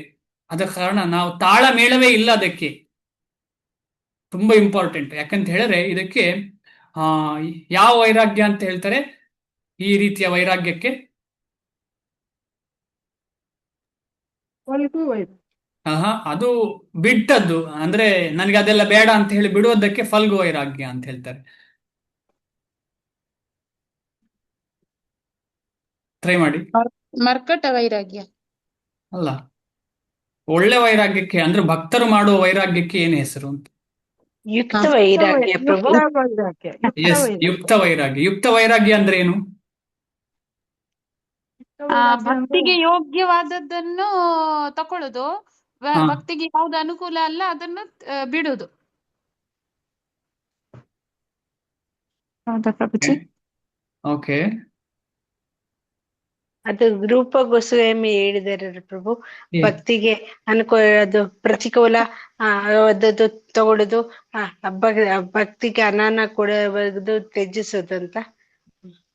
ಹಾ, ಹಾಗೆ correct. ಭಕ್ತಿಗೆ ಏನು ಉಪಯೋಗ ಬರುತ್ತೆ, ನಮ್ಮ ಇಂದ್ರಿಯ, ನಮ್ಮ ಮನಸ್ಸು, ನಮ್ಮ ದೇಹ ಎಲ್ಲಾನು ಭಕ್ತಿಯಲ್ಲಿ ತೊಡಗಿಸಿದ್ರೆ ಅದ್ರ ಜೊತೆಗೆ ಏನೇನು ನಿರೀಕ್ಷೆ ಮಾಡದೆ ಭಕ್ತಿ ಮಾಡಿದ್ರೆ ಅದು ಯುಕ್ತ ವೈರಾಗ್ಯ ಆಗುತ್ತೆ ಪ್ರಭು. ಯುಕ್ತ ವೈರಾಗ್ಯ ಅಂದರೆ ಎಲ್ಲ ವಿಚಾರವನ್ನ ಭಗವಂತನ ಸೇವೆಯಲ್ಲಿ ತೊಡಗಿಸಿಕೊಳ್ಳುವುದಕ್ಕೆ ಯುಕ್ತ ವೈರಾಗ್ಯ ಅಂತ ಹೇಳುವಂಥದ್ದು. ಎಲ್ಲವನ್ನ ಅಂತ ಹೇಳಿದ್ರೆ ಎಲ್ಲವನ್ನ. ಈಗ ಹೇಗೆ ಯಾರು ಕೋಪವನ್ನ ಭಗವಂತನ ಸೇವೆಗೆ ಉಪಯೋಗಿಸಿದ್ದಾರೆ? ಕೋಪವನ್ನ ಯಾರು ಭಗವಂತನ ಸೇವೆಗೆ ಉಪಯೋಗಿಸಿದ್ದಾರೆ? ಹನುಮಂತ. ಆಮೇಲೆ ಈ ರೀತಿಯಲ್ಲಿ ಬೇರೆ ಬೇರೆ ಭಾವನೆಗಳನ್ನ ಯಾರೆಲ್ಲ ಭಗವಂತನ ಸೇವೆಯಲ್ಲಿ ಉಪಯೋಗಿಸಿದ್ದಾರೆ ನೋಡಿ. ಹಾಗೆ ನೋಡುವಾಗ ಅದೆಲ್ಲ ಭಕ್ತಿ ಅಲ್ಲ ಅಂತ ಹೇಳಲಿಕ್ಕಾಗತ್ತಾ? ಹೇಳಿ. ಭಕ್ತಿಯೇ ಪ್ರಭುಜಿ ಅದು, ಅಲ್ವಾ? ಸೊ ಆದ ಕಾರಣ ಎಲ್ಲವನ್ನ ನಾವು ಭಗವಂತನ ಸೇವೆಯಲ್ಲಿ ಯಾರು ಉಪಯೋಗಿಸ್ಲಿಕ್ಕೆ ಪ್ರಯತ್ನ ಮಾಡ್ತಾರೆ ಅದಕ್ಕೆ ಏನ್ ಹೇಳ್ತಾರೆ, ಅಂದ್ರೆ ಆ ವಿಚಾರದಲ್ಲಿ ನಮಗೆ ಆಸಕ್ತಿ ಇರುವುದಿಲ್ಲ. ಯಾವುದರಲ್ಲಿ? ಈಗ ನಾನು ಯಾವುದೋ ಒಂದು ವಿಚಾರವನ್ನ ಭಗವಂತನ ಸೇವೆಯಲ್ಲಿ ಉಪಯೋಗಿಸ್ತೇನೆ, ಆದ್ರೆ ವಿಚಾರದಲ್ಲಿ ನನಗೆ ಎಳ್ಳಷ್ಟು ಆಸೆ ಇಲ್ಲ, ನನಗೆ ಅದನ್ನು ಭಗವಂತನ ಸೇವೆಯಲ್ಲಿ ಉಪಯೋಗಿಸುವುದು ಅಷ್ಟೇ. ಅಂದ್ರೆ ಅದಕ್ಕೆ ಆಚಾರ್ಯ ಹೇಳ್ತಾರೆ ಅನಾಸಕ್ತಸ್ಯ ವಿಷಯಾನ್. ವಿಷಯದಲ್ಲಿ ಸ್ವಲ್ಪನೂ ಆಸಕ್ತಿ ಇಲ್ಲ. ಅಂದ್ರೆ ವಿಷಯ ಅಂದ್ರೆ ಇಂದ್ರಿಯ ವಸ್ತುಗಳಲ್ಲಿ ಸ್ವಲ್ಪವೂ ಆಸಕ್ತಿ ಇಲ್ಲ. ನಾವು ಆ ಸ್ತರದಲ್ಲಿ ಇಲ್ಲ ಆಕ್ಚುಲಿ, ಆದ್ರೂ ನಮಗೆ ಗೊತ್ತಿದ್ದನ್ನ ಹೇಳುವಂಥದ್ದು. ಅನಾಸಕ್ತಸ್ಯ ವಿಷಯಾನ್ ಯಥಾರ್ಹಂ ಉಪಯುಂಜತಃ ನಿರ್ಬಂಧ ಕೃಷ್ಣ ಸಂಬಂಧೆ ಯುಕ್ತ ವೈರಾಗ್ಯ ಮುಚ್ಯತೆ. ಯುಕ್ತ ವೈರಾಗ್ಯ ಅಂದ್ರೆ ಏನು ಅಂತ ಹೇಳಿ ಗೋಸ್ವಾಮಿಯವರು ಹೇಳ್ತಾರೆ, ರೂಪ ಗೋಸ್ವಾಮಿಯವರು ಭಕ್ತಿರಸಾಮೃತ ಸಂಧಿಯಲ್ಲಿ. ಅನಾಸಕ್ತಸ್ಯ ವಿಷಯಾನ್ ಯಥಾರ್ಹಂ ಉಪಯುಂಜತಃ. ಯಾವುದೇ ವಸ್ತುವಿನಲ್ಲಿ ಏನೂ ಆಸಕ್ತಿ ಇಲ್ಲ, ಆದ್ರೆ ಆ ವಸ್ತುವನ್ನ ಭಗವಂತನ ಸೇವೆಯಲ್ಲಿ ತೊಡಗಿಸ್ತಾನೆ. ನಿರ್ಬಂಧ ಕೃಷ್ಣ ಸಂಬಂಧೆ ಯುಕ್ತ ವೈರಾಗ್ಯ ಮುಚ್ಯತೆ. ಅಂದ್ರೆ ಪ್ರತಿಯೊಂದರಲ್ಲಿ ಅವನು ಕೃಷ್ಣನ ಜೊತೆ ಸಂಬಂಧವನ್ನ ನೋಡ್ತಾನೆ. ಅಲ್ಲಿ ಅವನಿಗೆ ಏನು ಬಂಧ ಇಲ್ಲ, ಅವನಿಗೆ ಅಲ್ಲಿ ಏನು ಸಂಬಂಧ ಇಲ್ಲ. ಈಗ ಮುಖ್ಯ ಉದ್ದೇಶವಾಗಿ ನನಗೂ ನಿಮಗೂ ಏನು ಬಂಧ ಇದೆಯಾ? ಹೇಳಿ. ಅಥವಾ ಅಂಬಿಕಾ ಮಾತಾಜಿಗೂ ದಮಯಂತಿ ಮಾತಾಜಿಗೆ ಏನಾದ್ರೂ ಸಂಬಂಧ ಇದೆಯಾ? ಸಂಬಂಧ ಅಷ್ಟೇ, ನಾವು ಈ ಕ್ಲಾಸಲ್ಲಿ ಜೊತೆಯಲ್ಲಿ ಇದ್ದೇವೆ ಅಂತ. ಅಥವಾ ಅನಸೂಯ ಮಾತಾಜಿ ಮತ್ತು ದಮಯಂತಿ ಮಾತಾಜಿಗೆ ಏನಾದ್ರೂ ಸಂಬಂಧ ಇದೆಯಾ? ಖಂಡಿತ ಇದೆ ಪ್ರಭು, ನಾವೆಲ್ಲ ವೈಷ್ಣವರು. ಅದು ಮತ್ತಿನ ವಿಚಾರ. ಅದು ಕರೆಕ್ಟ್ ನೀವು ಹೇಳಿದ್ದು. ಆ ವೈಷ್ಣವರು ಅಂತ ಹೇಳಿದ ಕಾರಣ ಸಂಬಂಧ ಇದೆ ಅಂತ. ಈಗ ನೀವು ವೈಷ್ಣವರು, ದಮಯಂತಿ ಮಾತಾಜಿ, ಅಂಬಿಕಾ ಮಾತಾಜಿ, ಅಂಜಲಿ ಮಾತಾಜಿ, ನಾವೆಲ್ಲ ಕೃಷ್ಣನಿಗೆ ಸೇರಿದ ಕಾರಣ ನಮಗೆ ಸಂಬಂಧ. ಹೌದು, ಇಲ್ಲದ್ರೆ ಏನು ಸಂಬಂಧ ಇಲ್ಲ ಅಲ್ಲಿ. ಇಲ್ಲ. ಯಾಕೆ ಅಂತ ಹೇಳಿದ್ರೆ ನೋಡಿ, ನಾವೆಷ್ಟೋ ಜನ್ಮದಲ್ಲಿ ನಾವು ಜೊತೆಯಲ್ಲಿ ಇರ್ಲಿಲ್ಲ, ಜೊತೆಯಲ್ಲಿ ಇದ್ವಾ, ಇವತ್ತು ಇಲ್ಲಿ ನಾವು ಜೊತೆಯಲ್ಲಿದ್ದೇವೆ, ಇನ್ನು ನೆಕ್ಸ್ಟ್ ಜನ್ಮದಲ್ಲಿ ಏನಾಗ್ತದೋ ಗೊತ್ತಿಲ್ಲ. ಆದರೆ ವೈಷ್ಣವರಾದ್ರೆ ನಾವು ಎಲ್ಲ ಜನ್ಮದಲ್ಲಿ ಜೊತೆ ಇರ್ತೇವೆ. ಜನ್ಮ ಇದ್ರೂ ಇಲ್ಲದಿದ್ರು ಏನೇ ಆದ್ರೂ ಕೂಡ ನಾವು ಜೊತೆಯಲ್ಲಿ ಇರ್ತೇವೆ. ಯಾಕೆಂದ್ರೆ ನಮ್ಮ ಪರ್ಪಸ್ ಕೃಷ್ಣನ ಸೇವೆ, ಕೃಷ್ಣನ ಸೇವೆಯಲ್ಲಿ ಜೊತೆ ಆಗ್ತದೆ. ಅದ್ಭುತವಾದ ವಿಚಾರ ಇದು, ತುಂಬಾ ಅದ್ಭುತವಾದ ವಿಚಾರ. ಆದ ಕಾರಣ ನಮಗೆಲ್ಲ ಸಂಬಂಧ ಇರುವುದು ಹೇಗೆ ಅಂತ ಹೇಳಿದ್ರೆ ಈ ತ್ರಿಕೋಣ ತರ, ಟ್ರಯಾಂಗಲ್ ತರ. ಈ ಸೈಡ್ ಅಲ್ಲಿ ನಾನಿದ್ದೇನೆ, ಈ ಸೈಡ್ ಅಲ್ಲಿ ನೀವಿದ್ದೀರಿ ಇಟ್ಕೊಳ್ಳೋಣ. ನಮಗಿಬ್ಬರಿಗೆ ಸಂಬಂಧ ಹೇಗೆ ಇರುವುದು? ಕೃಷ್ಣನ ಜೊತೆ ಸಂಬಂಧ ಇರುವ ಕಾರಣ ನಮಗೆ ಸಂಬಂಧ. ಕೃಷ್ಣನ ಜೊತೆ ಸಂಬಂಧ ಇರುವ ಕಾರಣ. ನಾವೆಲ್ಲರೂ ಕೃಷ್ಣನ ಜೊತೆ ಸಂಬಂಧ ಇರುವವರು, ನಮಗೆ ಸಂಬಂಧ ಇಲ್ಲ. ಯಾಕೆಂದ್ರೆ ನಾವೆಲ್ಲ ಭಿನ್ನ ಅಂಶ, ವಿಶೇಷವಾದ ಭಿನ್ನ ಅಂಶ. ಭಕ್ತಿ ಸಿಕ್ಕಿದ್ರೆ ಮಾತ್ರ ನಾವು ಜೊತೆ, ಭಕ್ತಿ ಸಿಗ್ಲಿಲ್ಲ ಅಂದ್ರೆ ನಾವು ಎಲ್ಲರೂ ವಿಭಿನ್ನ, ದೂರ ದೂರ. ನೋಡ್ಲಿಕ್ಕೆ ಸಂಬಂಧ ಅಂತ ಹೇಳಿ ಭೌತಿಕ ವಿಚಾರದಲ್ಲಿ ಹತ್ತಿರ ಆಗ್ತೇವೆ, ಆಸೆ ಆಕಾಂಕ್ಷೆಗಳನ್ನು ಈಡೇರಿಸಲಿಕ್ಕೋಸ್ಕರ ಹತ್ತಿರ ಆಗ್ತೇವೆ. ಆದರೆ ನಾವೆಲ್ಲ ಹತ್ತಿರ ಆಗುವುದು ಯಾವುದಕ್ಕೆ? ಭಗವಂತನ ಸೇವೆಗೆ. ಸ್ವಲ್ಪ ಯೋಚನೆ ಮಾಡೋಣ, ಎಷ್ಟು ಸೀರಿಯಸ್ ವಿಷಯ ಇದು ಅಂತ ಹೇಳಿ. ಭಗವಂತನ ಸೇವೆಗೆ ನಾವೆಲ್ಲ ಒಟ್ಟಿಗೆ ಆಗ್ತಿದ್ದೇವೆ, ನಮ್ಮ ಇಂದ್ರಿಯ ತೃಪ್ತಿಗೆ ನಾವು ಒಟ್ಟಿಗೆ ಆಗ್ತಿಲ್ಲ. ಆದ್ರೆ ನಮ್ಮ ಸಂಬಂಧ, ಸಂಸಾರ ಇದೆಲ್ಲ ಯಾವುದಕ್ಕೆ? ನಮ್ಮ ಇಂದ್ರಿಯ ತೃಪ್ತಿಗೆ. ಸ್ವಲ್ಪ ಆ ಕಡೆ ಈ ಕಡೆ ಇರುತ್ತೆ, ಆದ್ರೆ ಹೆಚ್ಚಿನವರೆಲ್ಲ 99.99% ಎಲ್ಲ ಏನು, ನಾವು ನಮ್ಮ ಇಂದ್ರಿಯ ತೃಪ್ತಿಗೆ ನಾವು ಜೊತೆ ಆಗ್ತೇವೆ. ನಮ್ಮ ಆಸೆ ಆಕಾಂಕ್ಷೆ ಈಡೇರಿಸ್ಕೋಸ್ಕರ, ನಮ್ಮ ಡಿಸೈರ್ಸ್ ಈಡೇರಿಸ್ಕೋಸ್ಕರ ನಮಗೆ ಈ ರೀತಿಯ ದೇಹ ಸಿಕ್ಕಿದೆ, ಈ ರೀತಿಯ ಸಂಬಂಧ ಸಿಕ್ಕಿದೆ. ಅದರಿಂದ ಹೊರಗೆ ಬರುವಂತಹ ಸಂಬಂಧವೇ ಈ ಸಂಬಂಧ. ಆದ ಕಾರಣ ನಿರ್ಬಂಧೆ ಕೃಷ್ಣ ಸಂಬಂಧೆ, ಅದಕ್ಕೋಸ್ಕರ ಕೃಷ್ಣ ಸಂಬಂಧೆ ಅಂತ ಹೇಳಿದ್ದಾರೆ. ಯುಕ್ತ ವೈರಾಗ್ಯ ಮುಚ್ಚತೆ ಅಂದ್ರೆ ನಾವೆಲ್ಲರೂ ಈ ಭಗವದ್ಗೀತೆ ಓದುವವರು, ಕೃಷ್ಣನ ಬಗ್ಗೆ ಡಿಸ್ಕಷನ್ ಮಾಡುವವರು, ಜಪ ಮಾಡುವವರು, ನಾವೆಲ್ಲ ಏನನ್ನ ಪ್ರಯತ್ನ ಮಾಡ್ತಿದ್ದೇವೆ? ಇದೇ ರೀತಿಯ ವೈರಾಗ್ಯವನ್ನ ಬೆಳೆಸಿಕೊಳ್ಳಿಕ್ಕೆ ಪ್ರಯತ್ನ ಪಡ್ತಿದ್ದೇವೆ. ಎಲ್ಲರನ್ನ ಕೃಷ್ಣನ ಜೊತೆ ಸಂಬಂಧ ಇಟ್ಕೊಂಡು ನಾವು ನೋಡ್ತೇವೆ. ಅವನು ಭಕ್ತನಾಗ್ಲಿ ಅಭಕ್ತನಾಗ್ಲಿ ಯಾರೇ ಆಗಿರ್ಲಿ. ಯಾಕಂದ್ರೆ ನಾವು ಯಾರು ಹೇಳಲಿಕ್ಕೆ ಭಕ್ತರು, ನೋಡ್ಲಿಕ್ಕೆ ಭಕ್ತರು, ಆದ್ರೆ ನಮ್ಮ ಹೃದಯ ಇನ್ನೂ ಕಲ್ಮಶ ತುಂಬಾ ಇದೆಯಲ್ಲ. ಆದ ಕಾರಣ ನಾವು ಭಕ್ತ ಅಂತ ಹೇಳೋ ಹಣೆ ಪಟ್ಟಿ ಕಂಪ್ಲೀಟ್ ಆಗ್ಲಿಕ್ಕೆ ಸಾಧ್ಯ ಇಲ್ಲ. ನಾವು ಅಲ್ಲೂ ಇಲ್ಲ ಇಲ್ಲೂ ಇಲ್ಲ ಅಂತ ಹೇಳುವ ಸ್ಥಿತಿಯಲ್ಲಿ ಇರುವವರು. ಆದ ಕಾರಣ ನಾವು ಸೀರಿಯಸ್ ಆಗ್ಬೇಕು ಇನ್ನು ಕೂಡ. ಹಾಗೆ ಅಂತ ಹೇಳಿ ನಾವು ಭಕ್ತರು ಅಂತ ಕಳೀಲಿಕ್ಕೆ ನಮಗೆ ಯಾವ ಯೋಗ್ಯತೆ ಇದೆ?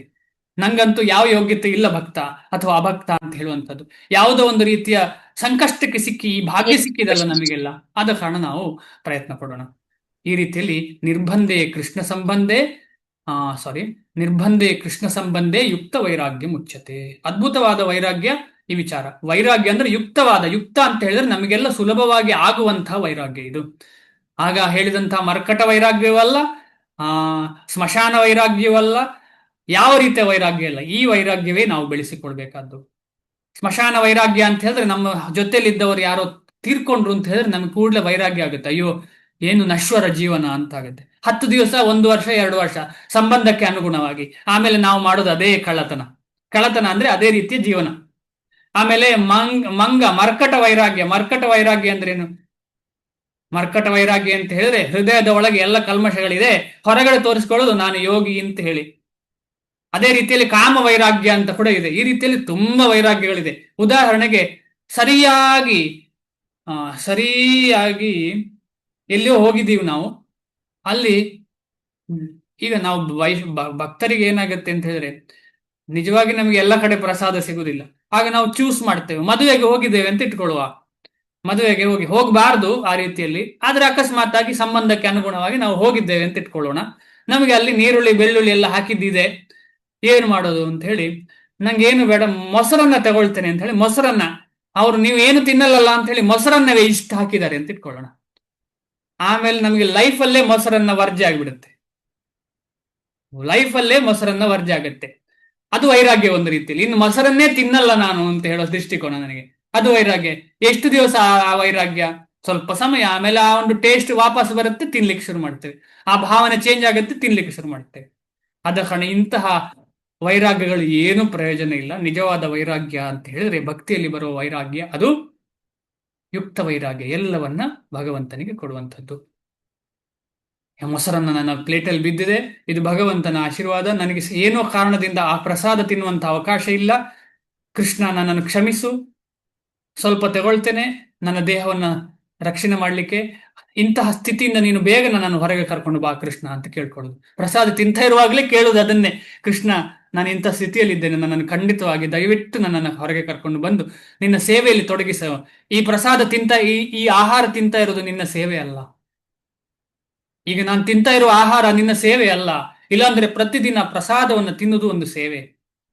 ಆ ರೀತಿ ಚಿಂತನೆ ಮಾಡಿದ್ರೆ ಖಂಡಿತವಾಗಿ ಭಗವಂತ ಪ್ರೇರೇಪಣೆ ಸಿಗತ್ತೆ. ಐಹಿಕ ಅಸ್ತಿತ್ವವು, ಮುಂದೆ ಹೋಗ್ತಾ ಇದ್ದೇನೆ, ಕೊನೆಗಾಣುವುದೆಂದರೆ ಶೂನ್ಯವನ್ನು ಪ್ರವೇಶಿಸುವುದು ಅಲ್ಲ. ಶೂನ್ಯವು ಬರಿಯ ಕಟ್ಟುಕತೆ. ಶೂನ್ಯ ಅಂತ ಇಲ್ಲ, ಶೂನ್ಯ ಅಂತ ಹೇಳುದು ಕಟ್ಟುಕತೆ. ಹೇಗೆ? ಈಗ ನಾವು ಯಾವುದೋ ಒಂದು ವಸ್ತುವನ್ನ ಮಾಡಿದ್ದೇವೆ ಅಂತ ಹೇಳಿದ್ರೆ ಅದರ ಹಿಂದೆ ನಾವಿದ್ದೇವೆ. ಅದೇ ರೀತಿ ಈ ಭೂಮಂಡಲದ ಸೃಷ್ಟಿಯ ಹಿಂದೆ ಯಾರೋ ಒಬ್ಬ ಇರ್ತಾನೆ, ಅದು ಶೂನ್ಯ ಆಗಲಿಕ್ಕೆ ಸಾಧ್ಯ ಇಲ್ಲ. ಆದ ಕಾರಣ ಅದು ಕಟ್ಟುಕತೆ. ಭಗವಂತನ ಸೃಷ್ಟಿಯಲ್ಲಿ ಎಲ್ಲಿಯೂ ಶೂನ್ಯವಿಲ್ಲ. ತುಂಬಾ ಇಂಪಾರ್ಟೆಂಟ್. ಭಗವಂತನ ಸೃಷ್ಟಿಯಲ್ಲಿ ಎಲ್ಲಿಯೂ ಶೂನ್ಯ ಇಲ್ಲ. ಐಹಿಕ ಅಸ್ತಿತ್ವದ ಅಂತ್ಯದಿಂದ ಮನುಷ್ಯನು ಭಗವಂತನ ನಿವಾಸವಾದ ಆಧ್ಯಾತ್ಮಿಕ ಗಗನವನ್ನು ಪ್ರವೇಶಿಸುವುದು ಸಾಧ್ಯವಾಗುತ್ತದೆ. ಭಗವದ್ಗೀತೆಯು ಭಗವಂತನ ನಿವಾಸವನ್ನು ಸೂರ್ಯ, ಚಂದ್ರ ಅಥವಾ ವಿದ್ಯುತ್ ಶಕ್ತಿ ಯಾವುದರ ಅಗತ್ಯವೂ ಇಲ್ಲದ ಸ್ಥಳ ಎಂದು ಸ್ಪಷ್ಟವಾಗಿ ವರ್ಣಿಸಿದೆ. ನದದ್ಭಾಸಯತೆ ಸೂರ್ಯೋ ಅಂತ ಹೇಳಿ ಶ್ಲೋಕ 15ನೇ ಅಧ್ಯಾಯದಲ್ಲಿ ಬರುತ್ತೆ. ಅಲ್ಲಿ ಸೂರ್ಯನ, ಚಂದ್ರನ ಮತ್ತು ವಿದ್ಯುತ್ ಶಕ್ತಿ ಅಗತ್ಯ ಇಲ್ಲ. ಯಾಕೆಂದ್ರೆ ಎಲ್ಲವೂ ಸ್ವಯಂ ಪ್ರಭೆ, ಎಲ್ಲವೂ ಸ್ವಯಂ ಪ್ರಭೆ. ಅಲ್ಲಿ ಎಲ್ಲವೂ ಚಿತ್ ಶಕ್ತಿಯಲ್ಲಿ. ಆಧ್ಯಾತ್ಮಿಕ ರಾಜ್ಯದಲ್ಲಿ ಎಲ್ಲ ಗ್ರಹಗಳಿಗೂ ಐಹಿಕ ಗಗನದಲ್ಲಿ ಸೂರ್ಯನಿಗಿರುವಂತೆ ಸ್ವಯಂ ಪ್ರಕಾಶಿಸುವಿರುತ್ತದೆ. ಅದ್ಭುತ ನೋಡಿ. ಆಧ್ಯಾತ್ಮಿಕ ರಾಜ್ಯದಲ್ಲಿ ಅಂದರೆ ಭಗವಂತನ ಧಾಮದಲ್ಲಿ, ಎಲ್ಲಾ ವೈಕುಂಠ ಧಾಮದಲ್ಲಿ ಸೂರ್ಯನಿಗೆ ಇರುವಂತೆ ಸ್ವಯಂ ಪ್ರಕಾಶ ಇರ್ತದೆ. ಸೂರ್ಯನಿಗೆ ಇರುವಂತೆ ಸ್ವಯಂ ಪ್ರಕಾಶ ಇರ್ತದೆ. ನಮಗೆಲ್ಲ ಸ್ವಯಂ ಪ್ರಕಾಶ ಇಲ್ಲಲ್ಲ. ನಾವು ಕತ್ತಲೆ ರೂಮಿಗೆ ಹೋದ್ರೆ ಅಲ್ಲಿ ಬೆಳಕಾಗ್ತದ? ಇಲ್ಲ. ಕತ್ತಲೆ ರೂಮಿಗೆ ಹೋದ್ರೆ ನಾವು ಬೀಳ್ತೇವೆ ಅಷ್ಟೇ. ಏನೋ ಡಂಕಿ ಬೀಳ್ತೇವೆ, ಏನೋ ತಾಗಿ ಏಟು ಮಾಡ್ಕೊಳ್ತೇವೆ. ಎಲ್ಲಿಯೂ ಪ್ರಕಾಶ ಕೊಡುವುದಿಲ್ಲ. ನಾವು ಅಂಧಕಾರ. ಅದಕ್ಕೋಸ್ಕರ ನಮಗೆ ಸೂರ್ಯನನ್ನ ಕಾಯ್ತಾ ಇರ್ತೇವೆ. ಬೆಳಿಗ್ಗೆ ರಾತ್ರಿ ಆಗೋ ಹೆದರಿಕೆ, ಭಯ, ಯಾವಾಗ ಸೂರ್ಯ ಬರ್ತಾನೆ ಅಂತ ಕಾಯ್ತಾ ಇರ್ತವೆ. ಆದ್ರೆ ಅಂಧಕಾರದ ಭಯ ಇಲ್ಲದವರು ಇನ್ನು ಮಲಗಿರ್ತಾರೆ. ಹೃದಯದಲ್ಲಿ ಭಯ ಇದೆ, ಹೊದಿಕೆ ಹಾಕಿ ಮಲಗಿರ್ತಾರೆ, ಭಯಕ್ಕೆ ಭಯವಾಗಿ.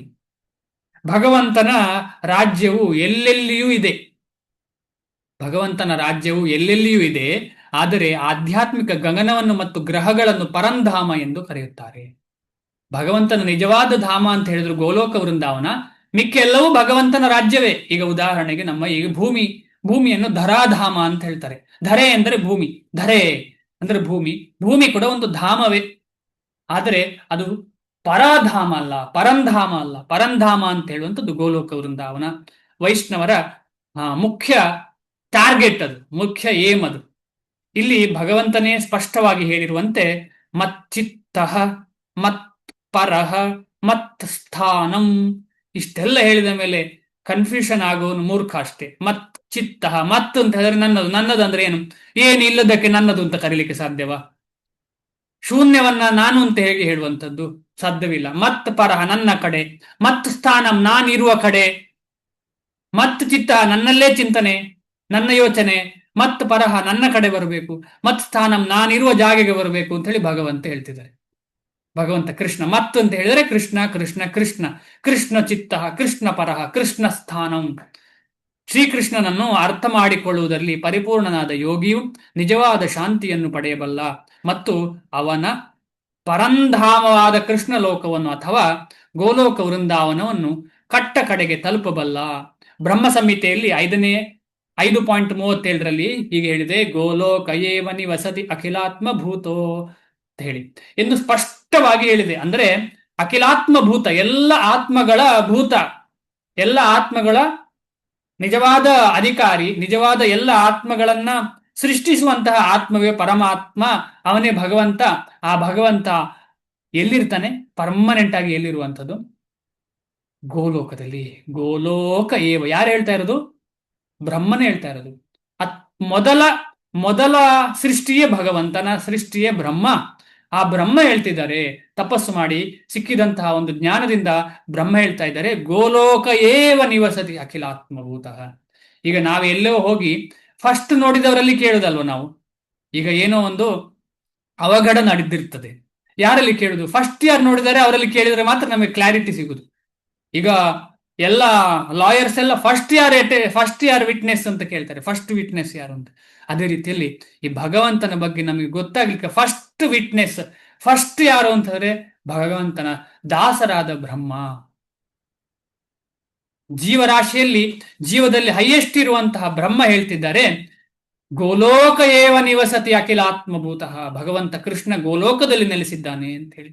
ಆದ ಕಾರಣ ನಾವು ಅಲ್ಲಿಗೆ ಹೋಗ್ಲಿಕ್ಕೆ ನಮ್ಮ ಉದ್ದೇಶ, ಭಗವಂತನು ಗೋಲೋಕವೆಂಬ ಹೆಸರಿನ ತನ್ನ ನಿವಾಸದಲ್ಲಿ ಸದಾ ವಾಸಿಸುತ್ತಾನೆ. ಆಮೇಲೆ ಇಲ್ಲೆಲ್ಲ ಬರುವುದು ಯಾರು?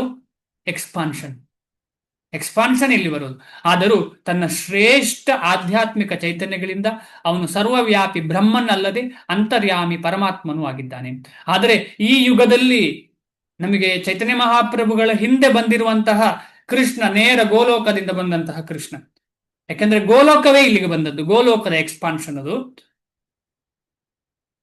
ಕೃಷ್ಣನನ್ನು ಆದರೂ ತನ್ನ ಶ್ರೇಷ್ಠ ಆಧ್ಯಾತ್ಮಿಕ ಚೈತನ್ಯಗಳಿಂದ ಅವನು ಸರ್ವವ್ಯಾಪಿ ಬ್ರಹ್ಮನ್ ಅಲ್ಲದೆ ಅಂತರ್ಯಾಮಿ ಪರಮಾತ್ಮನೂ ಆಗಿದ್ದಾನೆ. ಅಂದ್ರೆ ಭಗವಾನ್ ಅಂದ್ರೆ ಎರಡು ಅಲ್ಲಿ ಸೇರ್ಕೊಂಡಿದೆ.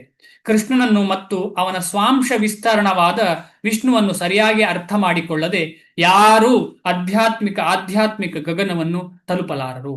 ವೈಕುಂಠಧಾಮಕ್ಕೆ ಹೋಗ್ಲಿಕ್ಕೆ ಸಾಧ್ಯ ಇಲ್ಲ. ಗೋಲೋಕ ಅಂತ ಹೇಳುದು ವೈಕುಂಠಧಾಮದಲ್ಲಿ ತುದಿಯಲ್ಲಿರುವಂತಹ ಧಾಮ.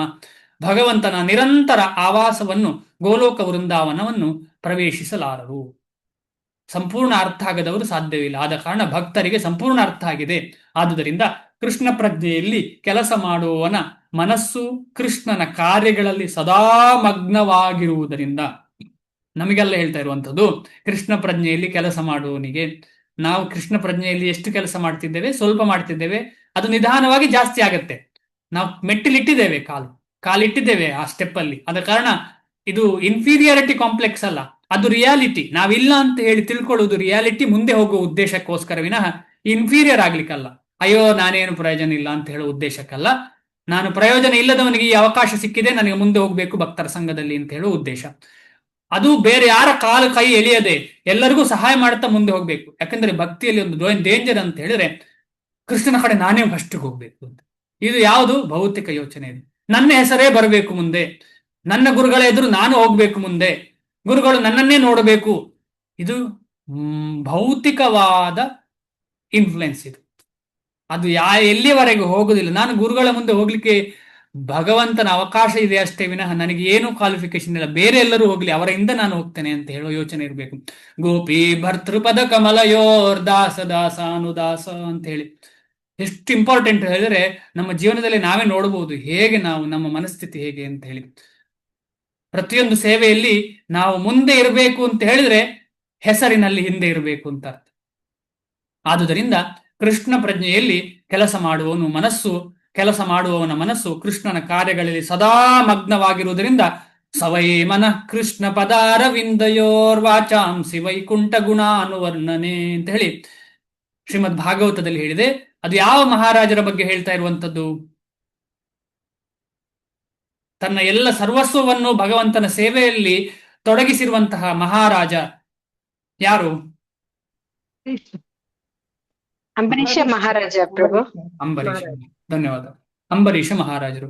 ಸವೈ ಮನಃ ಕೃಷ್ಣ ಪದಾರವಿಂದಯೋ ವಾಚಾಂಸಿ ವೈಕುಂಠ ಗುಣಾನುವರ್ಣನೆ ಅಂದ್ರೆ ತನ್ನ ನಾಲಿಗೆಯನ್ನ ಭಗವಂತನ ಧಾಮ, ಭಗವಂತನ ಬಗ್ಗೆ ಚರ್ಚೆ ಮಾಡ್ಲಿಕ್ಕೆ ಉಪಯೋಗಿಸ್ತಿದ್ದಾರೆ, ಭಗವಂತನ ಜ್ಞಾನ ಪಡಲಿಕ್ಕೆ, ಭಗವಂತನ ಬಗ್ಗೆ ಹೊಗಳಲಿಕ್ಕೆ ಉಪಯೋಗಿಸ್ತಿದ್ದಾರೆ.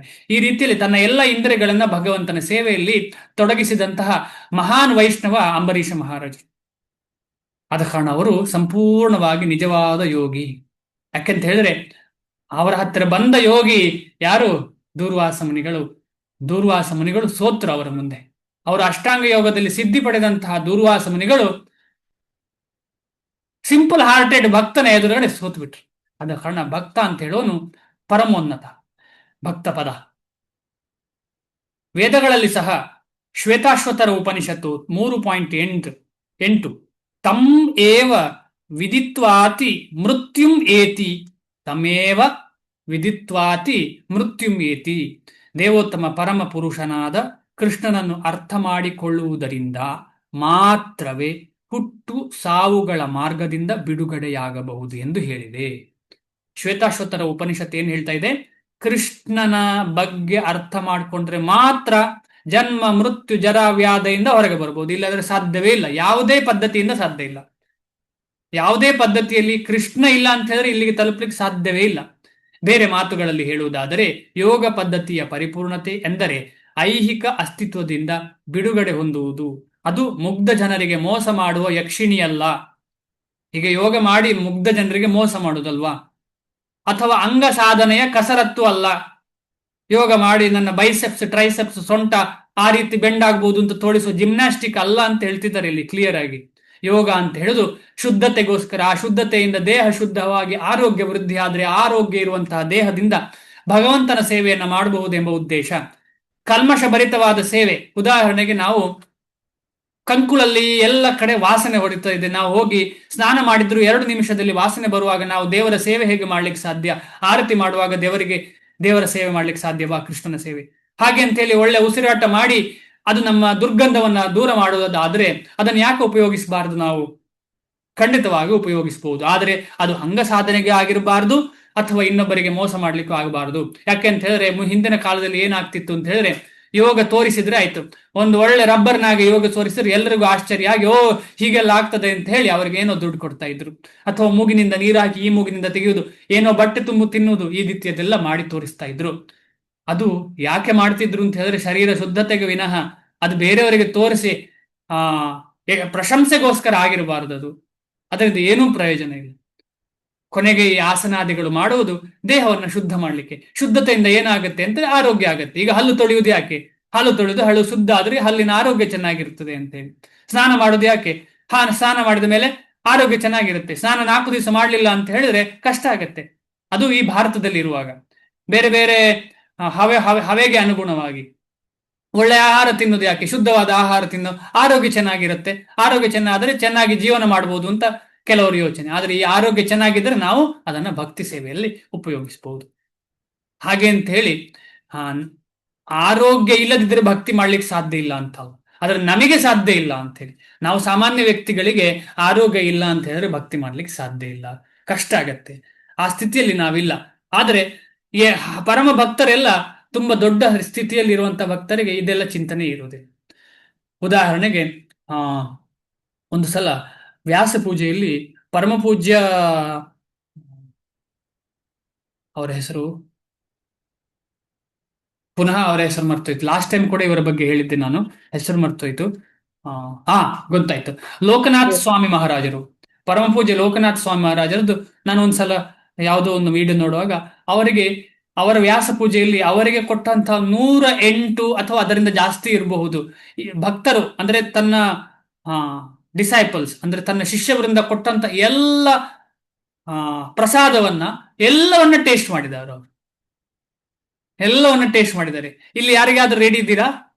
108, ಒಂದೆರಡಲ್ಲ, ಅದು ಒಂದೊಂದು ತುತ್ತು, ಸುಮ್ಮನೆ ಬರೀ ಟಚ್ ಮಾಡೋದಲ್ಲ, ಒಂದೊಂದು ತುತ್ತು ಎಲ್ಲ ಒಂದೊಂದು ಪೀಸ್ ಎಲ್ಲವನ್ನು ತಿಂದಿದ್ದಾರೆ. ಕೆಲವರು ಬರ್ಫಿ, ಕೆಲವರು ಗುಲಾಬ್ ಜಾಮೂನ್, ಕೆಲವರು ಪೂರಿ, ಕೆಲವರು ಚಟ್ನಿ, ಕೆಲವರು ಸಾಂಬಾರ್. ಇಮ್ಯಾಜಿನ್ ಮಾಡಿ ಎಲ್ಲವನ್ನ. ಯಾರಾದ್ರೂ ರೆಡಿ ಇದ್ದೀರಾ? ಹರೇ ಕೃಷ್ಣ. ನಾರಾಯಣ ಪ್ರಸಾದ್ ಪ್ರಭುಗಳೇ ರೆಡಿ ಇದ್ದೀರಾ? ಅಯ್ಯೋ ರಾಮ ಪ್ರಭು, ಎರಡೇ ತುತ್ತೆ ಆಗೋದಿಲ್ಲ ಪ್ರಭು. ಇದನ್ನೇ ನಮ್ಗೆ ಗೊತ್ತಾಗತ್ತಲ್ಲ ಆ ವೈಷ್ಣವರು ಹೇಗೆ ಅಂತ ಹೇಳಿ, ಅಲ್ವಾ? ಹೌದು, 108 ಐಟಮ್ ಕೂಡ ಅವರು ಸಂಪೂರ್ಣವಾಗಿ ಟೇಸ್ಟ್ ಮಾಡಿದ್ದಾರೆ. ನಾವಾದ್ರೆ ಟೇಸ್ಟ್ ಮಾಡೋದು ಬಿಡಿ, ಆಮೇಲೆ ಅದ್ರ ನಂತರ ಆಗುವ ಕೆಲಸ ಏನು ನಮಗೆಲ್ಲ ಗೊತ್ತು. ಹೊಟ್ಟೆ ಸಂಕಟ, ನಿದ್ದೆ ಇಲ್ಲ, 2-3 ದಿನ ಹಾಳಾಗ್ಬಿಡುತ್ತೆ ನಮಗೆ. ಆದ ಕಾರಣ ವೈಷ್ಣವರು ನಿಜವಾಗಿ ಹೈಯೆಸ್ಟ್ ಲೆವೆಲ್ ಅಲ್ಲಿ ಇರುವ ವೈಷ್ಣವರನ್ನು ನಾವು ಕಂಪೇರ್ ಮಾಡ್ಲಿಕ್ಕೆ ಸಾಧ್ಯ ಇಲ್ಲ. ಆದ್ರೆ ನಮಗೆ ಸಾಧ್ಯವೇ ಇಲ್ಲ ಈ ರೀತಿ. ಆದ ಕಾರಣ ನಾವು ಯೋಗವನ್ನ ಚೆನ್ನಾಗಿ ಅರ್ಥ ಮಾಡ್ಬೇಕು, ಅದರ ಉದ್ದೇಶ ಏನು ಅಂತ ಹೇಳಿ. ಆ ಉದ್ದೇಶವನ್ನ ಅರ್ಥ ಮಾಡಿಕೊಂಡು ಭಗವಂತನ ಸೇವೆಗೆ ತುಂಬಾ ಹೆಲ್ಪ್ ಆಗುತ್ತೆ, ತುಂಬಾ ಹೆಲ್ಪ್ ಆಗುತ್ತೆ. ಹಾಗೆ ಅಂತ ಹೇಳಿ ಭಗವಂತನ ಸೇವೆಗೆ ಯೋಗ ಮಾಡುವುದು ಅನಿವಾರ್ಯ ಏನಲ್ಲ. ಇದು ಎರಡೂ ಸತ್ಯ. ನೆಕ್ಸ್ಟ್ ಶ್ಲೋಕಕ್ಕೆ ಹೋಗೋಣ. ತುಂಬಾ ಇಂಪಾರ್ಟೆಂಟ್, ಈ ಶ್ಲೋಕ ಕೂಡ ಇಂಪಾರ್ಟೆಂಟ್. ಇದು ಯೋಗದ ವಿಚಾರವೇ ಬರ್ತಾ ಇರೋದು. ಯಾಕೆ ಭಗವಂತ ಇದನ್ನೆಲ್ಲ ಕೊಟ್ಟಿದ್ದಾರೆ ಅಂತ ಹೇಳಿದ್ರೆ ಸುಮ್ಮನೆ ಟೈಮ್ ಪಾಸಿಗ? ನಮ್ಗೆಲ್ರಿಗೂ ಫಾಲೋ ಮಾಡ್ಲಿಕ್ಕೆ ಭಗವಂತ ಕೊಟ್ಟಿರುವಂಥದ್ದು.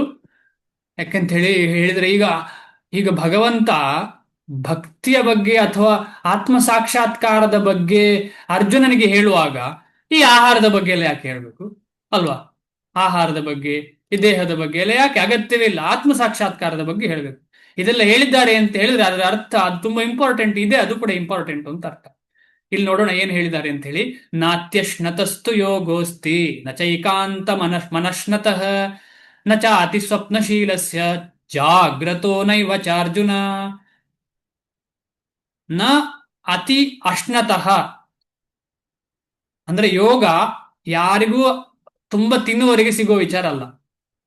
ಅತಿ ಅಶ್ನತಃ ಅಂತ ಹೇಳಿದ್ರೆ ಆಹಾರ ಸ್ವೀಕಾರ ಮಾಡುವವನು, ಜಾಸ್ತಿ ಆಹಾರ ತಿನ್ನುವನು ಅಂದ್ರೆ ಅತಿ ಊಟ ಮಾಡುವವನಿಗೆ ಯೋಗ ಸಾಧ್ಯ ಇಲ್ಲ.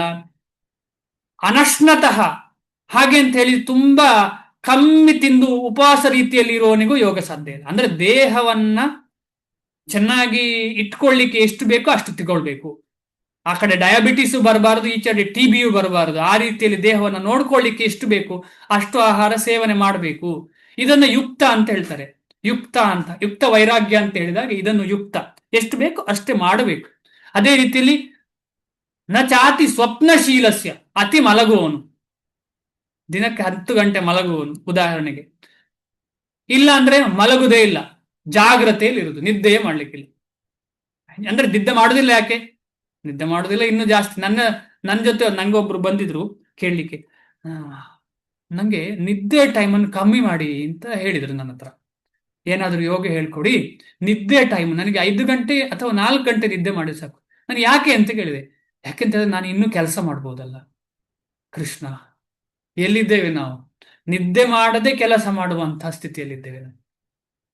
ಆದ್ರೆ ಆಚಾರ್ಯರು ಹಾಗೆಲ್ಲ ನಿದ್ದೆ ಮಾಡದೆ ಆ ನಿದ್ದೆ ಮಾಡದ ಸಮಯವನ್ನು ಸಂಪೂರ್ಣವಾಗಿ ಕೃಷ್ಣನ ಸೇವೆಯಲ್ಲಿ, ಆಗ ಈಗ 24 ಗಂಟೆಯಲ್ಲಿ 20 ಗಂಟೆ ಕೃಷ್ಣನನ್ನು ನೆನೆಸಿದವ ಇನ್ನು 4 ಗಂಟೆ ಮಲಗಿರುವಾಗಲೂ ಕೃಷ್ಣನನ್ನೇ ನೆನೆಸ್ತಾನೆ ಖಂಡಿತವಾಗಿ.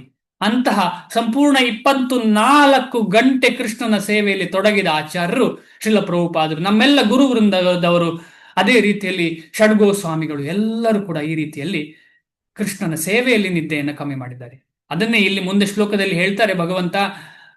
ಏನ್ ಹೇಳ್ತಾರೆ ಅಂತ ಹೇಳಿದ್ರೆ, ಶ್ರೀಲ ಪ್ರಭುಪಾದರು ಭಗವಂತನಿಂದ ಪ್ರೇರೇಪಣೆಗೊಂಡು ಏನ್ ಹೇಳಿದ್ದಾರೆ ಶ್ರೀಲ ಪ್ರಭುಪಾದರು ಅಂತ ಹೇಳಿದ್ರೆ, ಇದು ಆಹಾರ, ನಿದ್ರಾ, ಭಯ, ಮೈಥುನ ಈ 4 ಜಾಸ್ತಿ ಮಾಡಿದ ಹಾಗೆ ಭೌತಿಕ ಅಸ್ತಿತ್ವದಲ್ಲಿ ನಾವು ಜಾಸ್ತಿ ಇರ್ಲಿಕ್ಕೆ ಸ್ಟಾರ್ಟ್ ಮಾಡ್ತೇವೆ. ಇದನ್ನ ಕಮ್ಮಿ ಮಾಡಬೇಕು. ಯಾವುದು? ಆಹಾರ, ನಿದ್ರಾ, ಭಯ, ಮೈಥುನ. ಅದು ಮುಂದೆ ಬರುತ್ತೆ, ಆಗ ಓದೋಣ. ಅನುವಾದ. ಅರ್ಜುನನೇ, ಮನುಷ್ಯನು ಅತಿ ಹೆಚ್ಚಾಗಿ ತಿಂದರೂ ಅಥವಾ ಅತಿ ಸ್ವಲ್ಪ ತಿಂದರೂ, ಅತಿ ಹೆಚ್ಚಾಗಿ ನಿದ್ದೆ ಮಾಡಿದರೂ ಅಥವಾ ತಕ್ಕಷ್ಟು ನಿದ್ದೆ ಮಾಡದಿದ್ದರೂ ಯೋಗಿಯಾಗಲು ಸಾಧ್ಯವಿಲ್ಲ. ಯೋಗ ಅಂತ ಹೇಳಿದ್ರೆ ಮಧ್ಯದ ದಾರಿ, ಎಕ್ಸ್ಟ್ರೀಮ್ ಅಲ್ಲ, ಲೋವರ್ ಅಲ್ಲ, ಹೈಯರ್ ಎಕ್ಸ್ಟ್ರೀಮಿಟೀಸು ಅಲ್ಲ. ಭಾವಾರ್ಥ. ಇಲ್ಲಿ ಯೋಗಿಗಳು ಊಟ ಮತ್ತು ನಿದ್ರೆಗಳ ವಿಷಯದಲ್ಲಿ ನಿಯಂತ್ರಣವನ್ನು ಅನುಸರಿಸಬೇಕೆಂದು ಸಲಹೆ ಮಾಡಿದೆ. ಅತಿಯಾಗಿ ತಿನ್ನುವುದೆಂದರೆ ದೇಹ ಮತ್ತು ಆತ್ಮಗಳನ್ನು ಒಟ್ಟಿಗಿಡಲು ಅಗತ್ಯವಾದದ್ದಕ್ಕಿಂತ ಹೆಚ್ಚು ತಿನ್ನುವುದು. ಅಂದ್ರೆ live for eating, don't live for ಏನು, eat for living, don't live for eating. ನಾವು ತಿನ್ಲಿಕ್ಕೋಸ್ಕರ ಬದುಕಬಾರ್ದು, ಬದುಕಲಿಕ್ಕೋಸ್ಕರ ತಿನ್ಬೇಕು ಅಂತ ನಾವೆಲ್ಲ ಕೇಳಿದ್ದೇವೆ. ಅದೇ ವಿಚಾರ ಇಲ್ಲಿ ಕೂಡ ಡಿಸ್ಕಷನ್ ಮಾಡ್ತಾ ಇರುವಂತದ್ದು. ಸಾಮಾನ್ಯ ವ್ಯಕ್ತಿಗಳೇ ಹಾಗೆ ಚಿಂತನೆ. ಯೋಗಿ ಆದವನು ಹೇಗೆ ಜಾಸ್ತಿ ತಿನ್ಲಿಕ್ಕೆ ಸಾಧ್ಯ? ಮನುಷ್ಯರು ಪ್ರಾಣಿಗಳನ್ನು ತಿನ್ನುವ ಅಗತ್ಯವೇ ಇಲ್ಲ. ಮನುಷ್ಯರು ಪ್ರಾಣಿಗಳನ್ನು ಅಂದ್ರೆ ಮಾಂಸಾಹಾರವನ್ನು ಮಾಡುವ ಅಗತ್ಯವೇ ಇಲ್ಲ. ಏಕೆಂದರೆ ಧಾನ್ಯಗಳು, ತರಕಾರಿಗಳು, ಹಣ್ಣು ಮತ್ತು ಹಾಲು ಸಮೃದ್ಧಿಯಾಗಿ ಸಿಕ್ಕುತ್ತವೆ.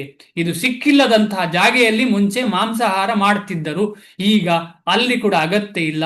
ಯಾಕೆ ಅಂತ ಹೇಳಿದ್ರೆ ಅಲ್ಲಿಗೆ ಕೂಡ ಇದೆಲ್ಲ ಸಿಗುವ ವ್ಯವಸ್ಥೆ ಈಗ ಯಾವುದು ಮಾಡಿದೆ? ಸೈಂಟಿಫಿಕ್ ಡೆವಲಪ್ಮೆಂಟ್ ಮಾಡಿದೆ.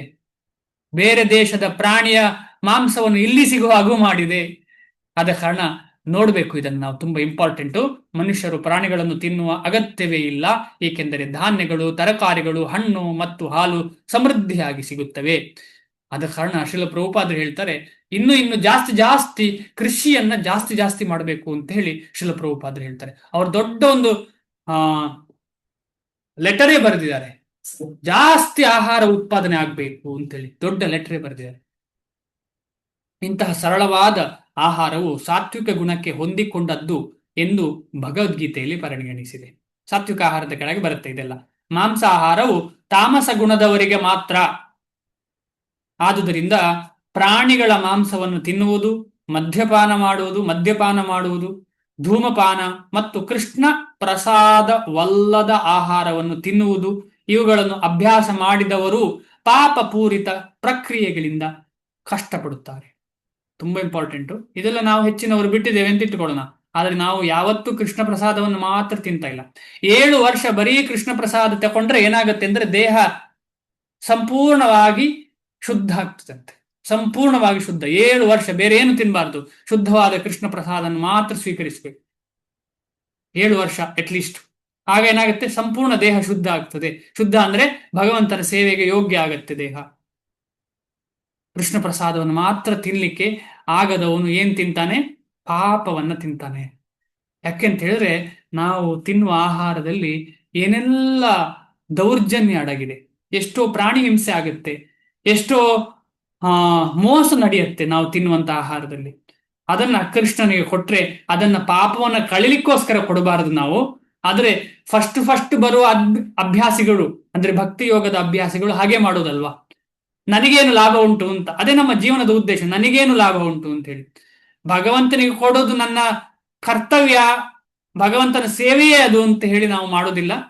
ಇದನ್ನು ಕೊಟ್ರೆ ಅದರಿಂದ ಪಾಪ ಕಮ್ಮಿ ಆಗ್ತದೆ ಅಂತ ಹೇಳೋ ಚಿಂತನೆ ನಮಗೆ. ಏನೇ ಇರಲಿ ಆ ಚಿಂತನೆಯಿಂದ ಆದ್ರೂ ಶುರು ಮಾಡೋಣ. ಮುಂದೆ ಏನು ಚಿಂತನೆ ಇರಬಾರದು, ನನಗೆ ತಿನ್ಲಿಕ್ಕಲ್ಲ ಇದು, ಪ್ರತಿಯೊಂದು ಭಗವಂತನ ಸೇವೆಗೆ ಇದು. ಆಮೇಲೆ ಭಗವಂತನ ಸೇವೆ ಆಗುವಾಗ ಉಳಿದ್ರೆ ನನಗೆ, ಎಲ್ಲರಿಗೂ ಡಿಸ್ಟ್ರಿಬ್ಯೂಷನ್ ಆದ ಮೇಲೆ ನನಗೆ. ಆದ್ರೆ ನಾವು ಆ ಹಂತದಲ್ಲಿ ಇಲ್ಲ. ಆದ್ರೆ ಆ ಹಂತವು ಇದೆ ಅಂತ ನಮಗೆ ಗೊತ್ತಿದೆ. ಆ ಹಂತಕ್ಕೆ ನಾವು ಮೇಲೆ ಬರಬೇಕು. ಆದ ಕಾರಣ ನಾವು ಬೇರೆ ಭಗವಂತನಿಗೆ ಅರ್ಪಿಸದೇ ಇರುವಂತಹ ಯಾವುದೇ ಆಹಾರವನ್ನ ಆದಷ್ಟು ನಿಲ್ಲಿಸ್ಲಿಕ್ಕೆ ಪ್ರಯತ್ನ ಪಡೋಣ. ಕೆಲವರಿಗೆ ಅಂತಹ ಸಂದರ್ಭ ಇಲ್ಲದೆ ಇರಬಹುದು, ಆದರೆ ಮನಸ್ಸು ದೃಢವಾಗಿ ಭಗವಂತನ ಬಗ್ಗೆ ಚಿಂತನೆ ಮಾಡ್ತಾ ಮಾಡ್ತಾ ನಿಧಾನವಾಗಿ ಆ ಒಂದು ಸಂದರ್ಭ ನಮಗೆ ಖಂಡಿತವಾಗಿ ಬರುತ್ತೆ. ಖಂಡಿತವಾಗಿ, ಅದರಲ್ಲಿ ಏನು ಸಂಶಯ ಇಲ್ಲ. ಯಾಕೆಂತ ಹೇಳಿದ್ರೆ ನನಗೆ ಆಗ್ಲಿ, ಇಲ್ಲಿರುವ ಹೆಚ್ಚಿನ ವೈಷ್ಣವರಿಗಾಗ್ಲಿ 10-20 ವರ್ಷ ಹಿಂದೆ ಪ್ರಸಾದ ಸಿಗ್ತಾ ಇರ್ಲಿಲ್ಲ. ಆಮೇಲೆ ಕೃಷ್ಣ ಪ್ರಜ್ಞೆ ಸೇರಿದ ತಕ್ಷಣ ಪ್ರಸಾದವೇ ತಿಂತಾ ಇರಲಿಲ್ಲ ನಾವು. ಆದರೆ ಈಗ ನಿಧಾನವಾಗಿ ಮುಂದೆ ಹೋಗ್ತಾ ಹೋಗ್ತಾ 99.99% ನಮಗೆ ಪ್ರಸಾದವೇ ಸಿಗುವಂತಹ ಅವಕಾಶ ಸಿಕ್ಕಿದೆ. ಹೌದಲ್ಲವೇ? ಸ್ಪೆಸಿಫಿಕಲಿ ಆಗಿ ದೀಕ್ಷೆ ಪಡೆದವರು ಬರೀ ಪ್ರಸಾದವನ್ನೇ ತಗೊಳ್ಬೇಕು ಅಂತ ರೂಲು. ಆದ ಕಾರಣ ಈಗ ಅನುಸೂಯ ಮಾತಾಜಿ ಆಗಿರ್ಲಿ, ದಮಯಂತಿ ಮಾತಾಜಿ ಆಗಿರ್ಲಿ, ಎಲ್ಲೆಲ್ಲಿ ಹೆಸರು ಕಾಣ್ತಾ ಇದೆ ಹೇಳ್ತಾ ಇದ್ದೇನೆ, ರೂಪಿಣಿ ಮಾತಾಜಿ ಆಗಿರ್ಲಿ, ಸುಚಿತ್ರ ಮಾತಾಜಿ ಆಗಿರ್ಲಿ, ಇವರೆಲ್ಲರೂ ಖಂಡಿತವಾಗಿ ನಾನಲ್ಲ, ಇವರೆಲ್ಲರೂ ಪ್ರಸಾದವೇ ದೊರಕ್ತಾ ಇದೆ ಇವರಿಗೆ. ಅಂತಹ ಒಂದು ಅವಕಾಶ ನಮಗೆಲ್ಲರಿಗೂ ಆಗ್ಲಿ ಅಂತ ಹೇಳಿ ಅವರೆಲ್ಲರಲ್ಲಿ ನಾವು ಬೇಡೋಣ.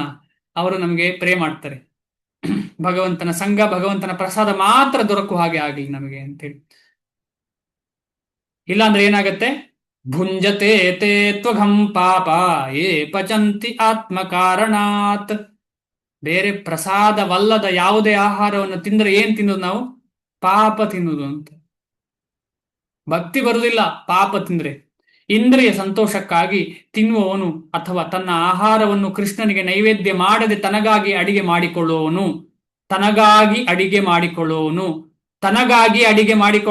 ಯಾಕಂದ್ರೆ ಕೃಷ್ಣನಿಗಾಗಿ ಅಡಿಗೆ ಮಾಡದವನಿಗೆ ಏನಾಗತ್ತೆ? ಪ್ರಸಾದ ಸಿಗುವುದಿಲ್ಲ. ಆದ ಕಾರಣ ಭಕ್ತರಾಗಿ ನಾವು ಕೂಡ ಅಡಿಗೆ ಮಾಡುವಾಗ ನಮಗೆ ಆಸೆ ಇದ್ರೂ ಕೂಡ ಹೇಗಾದ್ರೂ ಪುಷ್ ಮಾಡಿ ನನಗೆಲ್ಲ ಇದು ಕೃಷ್ಣನಿಗೆ ಅಂತ 100 ಸಲ ಹೇಳುವ ಹಾಗೆ ಆಗ್ಬೇಕು. ಕೃಷ್ಣನಿಗೋಸ್ಕರ ಮಾಡ್ಬೇಕು ನಾವು, ಬೇರೆ ಯಾರಿಗೂ ಮಾಡಬಾರ್ದು. ಭಕ್ತರಿಗೆ ಕೃಷ್ಣನಿಗೆ ಆಗ್ಬೇಕು. ಇಲ್ಲ ಅಂತ ಹೇಳಿದ್ರೆ ಪಾಪವನ್ನೇ ತಿನ್ನುತ್ತಾನೆ. ಪಾಪವನ್ನು ತಿನ್ನುವವನು ಮತ್ತು ತನ್ನ ಪಾಲಿಗೆ ಕೊಟ್ಟದ್ದಕ್ಕಿಂತ ಹೆಚ್ಚು ತಿನ್ನುವವನು ಪರಿಪೂರ್ಣ ಯೋಗವನ್ನು ಮಾಡಲಾರ. ಕೃಷ್ಣ ಪ್ರಸಾದದ ಶೇಷವನ್ನಷ್ಟೇ ತಿನ್ನುವುದು ಅತ್ಯಂತ ಉತ್ತಮ. ಕೃಷ್ಣ ಪ್ರಸಾದದ ಶೇಷವನ್ನಷ್ಟೇ ತಿನ್ನುವುದು ಅತ್ಯಂತ ಉತ್ತಮ. ಇದು ಬರೀ ಈ ಶಾಸ್ತ್ರದಲ್ಲಿ ಅಲ್ಲ, ಅಂದ್ರೆ ಭಕ್ತಿ ಶಾಸ್ತ್ರದಲ್ಲಿ ಅಲ್ಲ, ಅಷ್ಟಾಂಗ ಯೋಗ ಅದೇ ರೀತಿಯಲ್ಲಿ ಹಠಯೋಗದಲ್ಲಿ ಕೂಡ ಇದೇ ರೀತಿಯಲ್ಲಿ ಇದೆ. ಭಗವಂತನಿಗೆ ಅರ್ಪಿಸದ ವಿಷಯವನ್ನು ಯಾವುದೇ ಯೋಗದಲ್ಲಿ ತಿನ್ನುವಾಗಿಲ್ಲ, ಅಥವಾ ದೇವರಿಗೆ ಅರ್ಪಿಸದನ್ನ ಯಾವುದೇ ಯೋಗದಲ್ಲಿ ತಿನ್ನುವಾಗಿಲ್ಲ. ತುಂಬಾ ಇಂಪಾರ್ಟೆಂಟ್ ಅದು. ಕೃಷ್ಣ ಪ್ರಜ್ಞೆಯಲ್ಲಿರುವ ಮನುಷ್ಯನು ಕೃಷ್ಣನಿಗೆ ನೈವೇದ್ಯ ಮಾಡದಿರುವ ಯಾವ ಆಹಾರವೂ ತಿನ್ನುವುದಿಲ್ಲ. ಈಗ ಏನಾಗಿದೆ ಅಂದ್ರೆ ಯೋಗಾಭ್ಯಾಸ ಮಾಡಿ ಅಲ್ಲಿ ಹೋಗಿ ಏನೇನೋ ತಿಂತೇವೆ ನಾವು. ಕೃಷ್ಣನ ಬಗ್ಗೆ ಚಿಂತನೆ ಇಲ್ಲ. ಅಂದ್ರೆ ಮೇನ್ ಏಮೇ ಇಲ್ಲ, ಏನೇನೋ ಮಾಡ್ತಾ ಇರ್ತೇವೆ. ಏಮಿಲ್ಲ ಅಂದ್ರೆ ಏಮೇ ಇಲ್ಲದವನಿಗೆ ಏನು ಜೀವನದಲ್ಲಿ ಸಾಧ್ಯ? ಏನು ಸಾಧ್ಯ ಇಲ್ಲ. ಅದೇ ರೀತಿಯಲ್ಲಿ ಮನುಷ್ಯನ ನಿಜವಾದ ಏಮ್ ಅಂತ ಹೇಳಿದ್ರೆ ಕೃಷ್ಣನ ಸೇವೆ, ಕೃಷ್ಣನ ಪ್ರಾಪ್ತಿ. ಅದೇ ಸಿಕ್ಲಿಲ್ಲ ಅಂದ್ರೆ ಬೇರೆ ಏನು ಮಾಡಿ ಏನು ಪ್ರಯೋಜನ? ಏನೇನೋ ಮಾಡ್ತಾ ಇರ್ತಾರೆ, ಒಳ್ಳೆ ಮತ್ತು ಕೆಟ್ಟ ಕೆಲಸಗಳು ಅಷ್ಟೇ. ಆದ್ದರಿಂದ ಕೃಷ್ಣ ಪ್ರಜ್ಞೆ ಇರುವ ಮನುಷ್ಯನು ಮಾತ್ರ ಯೋಗಾಭ್ಯಾಸದಲ್ಲಿ ಪರಿಪೂರ್ಣನಾಗಬಲ್ಲ. ನೋಡಿ, ಆಸನ ಆಗ್ಲಿ ಏನೇ ಆಗ್ಲಿ ಕೃಷ್ಣ ಪ್ರಜ್ಞೆ ಇರುವವನಿಗೆ ಮಾತ್ರ ಪರಿಪೂರ್ಣ ಆಗ್ಲಿಕ್ಕೆ ಸಾಧ್ಯ, ಬೇರೆ ಯಾರಿಗೂ ಪರಿಪೂರ್ಣ ಆಗ್ಲಿಕ್ಕೆ ಸಾಧ್ಯ ಇಲ್ಲ. ಯಾಕೆಂದ್ರೆ ಕೃಷ್ಣನೇ ಇಲ್ಲದಿದ್ರೆ ಕೃಷ್ಣ ಕೊಟ್ಟಂತಹ ಯೋಗ ಹೇಗೆ ಮಾಡ್ಲಿಕ್ಕೆ ಸಾಧ್ಯ? ಈಗ ಆಸನಾದಿಗಳು ಬಂದದ್ದು ಎಲ್ಲಿಂದ? ಕೃಷ್ಣನಿಂದ.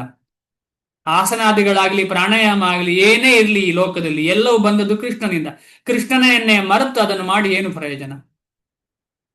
ತನ್ನ ವೈಯಕ್ತಿಕ ಉಪವಾಸ ರೀತಿಯನ್ನು ರಚಿಸಿಕೊಂಡು ಕೃತಕ ರೀತಿಯಲ್ಲಿ ಆಹಾರವನ್ನು ಬಿಡುವವನು ಯೋಗಾಭ್ಯಾಸ ಮಾಡಲಾರ.